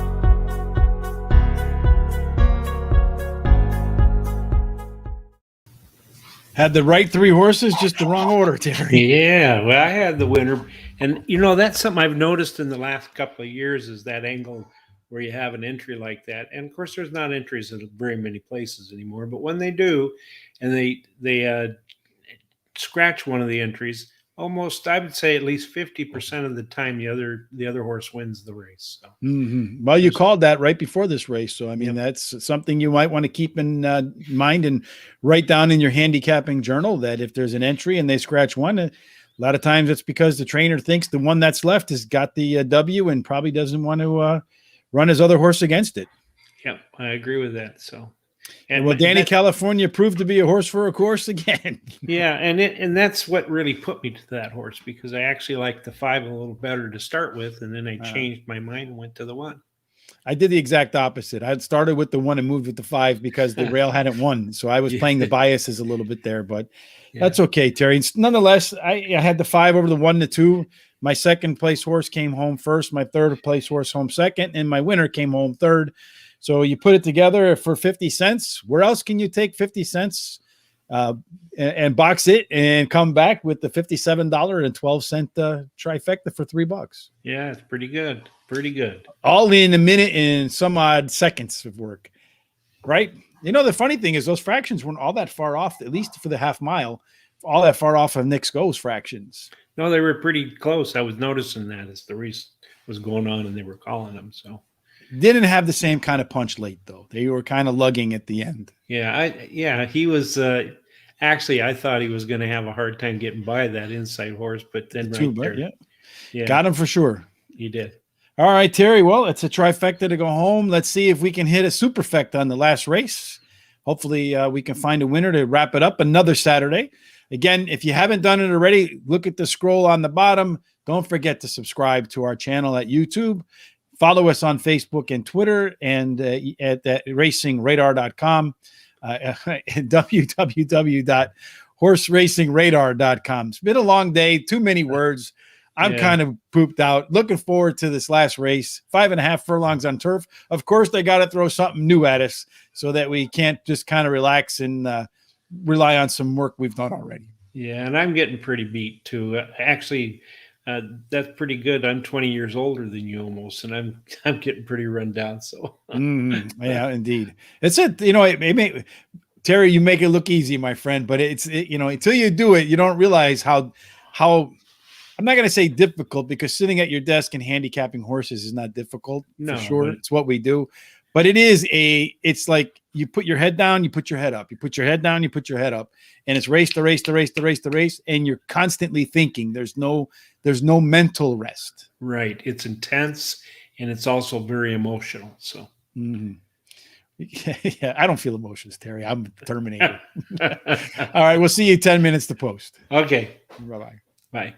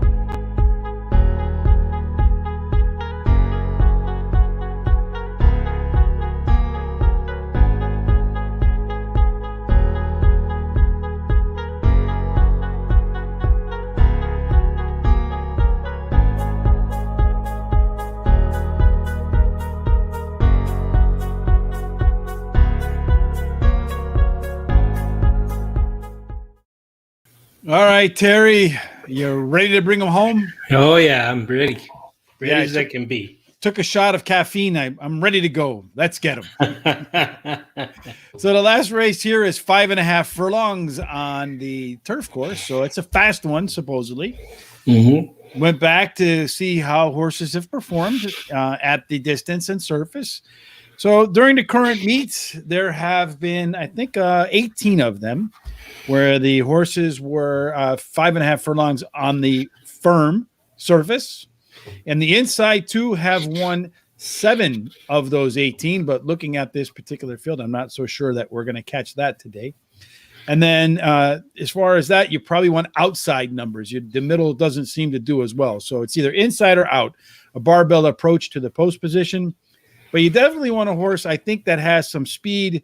The first 3 have won 11 of 19 with 11 of 18, with 5 of the 18 actually taking them from gate to wire. So it looks to me, short distance, you probably want outside speed considering what the race looks like here. Looking at the pace, a lot of the pace is outside, actually. According to my pace analysis, the 9, the 11, and the 12 should be your pace setters. And then the 7, the 1, the 2, the 10, they're kind of mixed in there pretty tight in behind the front 3. As they charge down the stretch, the 6 horse should be the one that has the most pace, followed by the 3 and the 10 and the 8. So that's how they look like they're going to run at the end. If you want to play them by speed rankings, top 4 rank out as the 10, 6, 7, and 11. Let's take a look at the field, Terry. All right. Sounds pretty good. Race number 1, Madame McLean. Yep. She's a good race after 6 months of a break. I think she needs another race, though, before she's going to be ready to really go. Hit the big time. Yeah. Yeah, I agree with you. The horse has done, it's raced 1 quality race in 7 starts. I can't back a horse that's only run 1 good race in 7 tries. Number 2, although, to be fair, the speed that workout there the other day on August the 3rd was pretty solid. 3 furlongs, fastest of 5 in 36 seconds, breezing. So maybe gets off to a fast start and doesn't look back. Because that inside, I said that those 2 inside posts, the speed can do all right. The 2 is scratched. Number 3 is Sussex Garden coming over from York in Britain. Not so sure that this horse is one that meets the profile of some of the earlier ones that we saw. It has only run on a soft and yielding track in the last 2, but its first race was on a good surface and it won. So maybe the 2 with Javier Castellano is a horse that could find the pace and the footing to his liking. Yeah, I think it drops a little bit in class and had lots of trouble on the last race. So, it weakened late. I would give that one an excuse. So, yeah, well, actually, in terms of purse, the 3 horse Sussex Garden is actually running for the same purse. So, but does have the same top pedigree in this field. 4 is scratched, 5 is scratched, the 6 is Risky Mischief. Horse looks like it's going to perhaps be one that can find its way towards the front. Workouts are okay. We saw a horse for the course last time out, Irad for Jeremiah Engelhardt. I don't remember Irad making it to the winner's circle today. Do you? No. It just keeps coming, though. It loves the turf. And the distance is something that it can handle pretty well. It's 1 out of 1. Well, looking at Risky Mischief, it's the only horse in the field to run a last race speed figure above par for this squad. So maybe it can follow that one up. Actually, it's run 2 in a row that would be above par. So if it can follow those 2 up, hasn't run since November. So this is a 4-year-old debut for the filly. A lot of times there's some big improvement. I would like to have seen a bullet workout or something close to one in a recent workout. Don't see one, so maybe. Number 7 is Limit Time for start off a layoff. Looking back at its last 4th race cycle, bombed. Yeah, it has plenty of speed. It has a really good jockey trainer combination who won 50% of the races that they've got together on in the last 14 days. Yeah, and they win at a 27% together overall, and actually produce a pretty good ROI for Michael Maker and Luis Saez. So that's the name of the game, right? Yeah. Turn a profit, baby. Number 8 is Bay Jewel. Almost put them backwards. So horse that could be closing down the stretch, second off a layoff. Looking back at its history, usually runs pretty similarly to the first race when it runs in the second start. Yeah, it needed last race though, but it could improve on this one. Uh, in May, it ran a nice second, just beating ahead. Mm-hmm. It does have some good opening fractions at times, has proven that it can be one of the fastest horses in the field. And number 9 is Spicy Marge. Put a bullet in at Keeneland. Would have liked to have seen it here. 5 races, 4 times in the money. Last time out, not so good. Finished 8th of 9 by 21 lengths after taking off to the lead, backing up. I do like to see that bullet work out afterwards, so maybe just was a little tired. I think so. That was the first race back after being off for almost 6 months, 7 months. Yeah. 7 months. Yeah. So yeah, I think it needed that one, and I think this one it'll do a lot better in this race. Yeah, as I mentioned, could be early pace here. Number 10, Bay Storm. First time Lasix. Last time out was off the pace. Following the starters, I mean the leaders around, and it's Lasix this time. I misspoke before. This is another horse that put a last race speed figure in above par, and that Lasix might make it actually better this time. Yeah, it's been off for several months, so I really think it needs a race to show what it can do. I actually don't like to bet horses that are off more than 3 months. 3-year-old debuts can be pretty big though, because that improvement between the second and third year can be huge. Miner's Queen is another one that looks like it might be towards the front. The 11 with Ricardo Santana Jr. He likes the front. Stephen Asmussen, of course, the man of the day, breaking the record. 1 trip over Saratoga with a second place finish, and has run 5.5 furlongs on the turf twice. The last 2, winner by a neck and second by 2. Yeah, and it really likes the turf. It's one of the fastest among today's starters. For sure. Number 12, Back Channel, is the last horse in the field. 6 furlongs on the inner turf. Last time 1 up on the lead, although this is a step up in class. Took 9 tries to finally break its maiden. The only way I would have backed this horse is if it had the highest last race speed figure or the fastest fractions or the fastest final time. Doesn't have any of those, so I can't back it. Yeah, I agree with that. As you said, it just broke its maiden, and not too often you see a horse that breaks the maiden after taking that long and comes back and wins again. So how are you going to stack them up for this last race of the day, Terry? Okay, I like the 6 with the 7 with the 10 with the 11. I like the same horses, just in a little bit different order. I'm going to go with the 7, with the 6, and then the 10, and then the 11. So 7, 6, 10, 11 for me. We'll see how they line up when it's official. Terry, for the last race of the day, let's go home a winner. Yes, let's do that. All right. Mark McGann says he's never seen so many awful rides in the USA. Well, it happens sometimes, my friend. We'll see you when it's official. Yeah.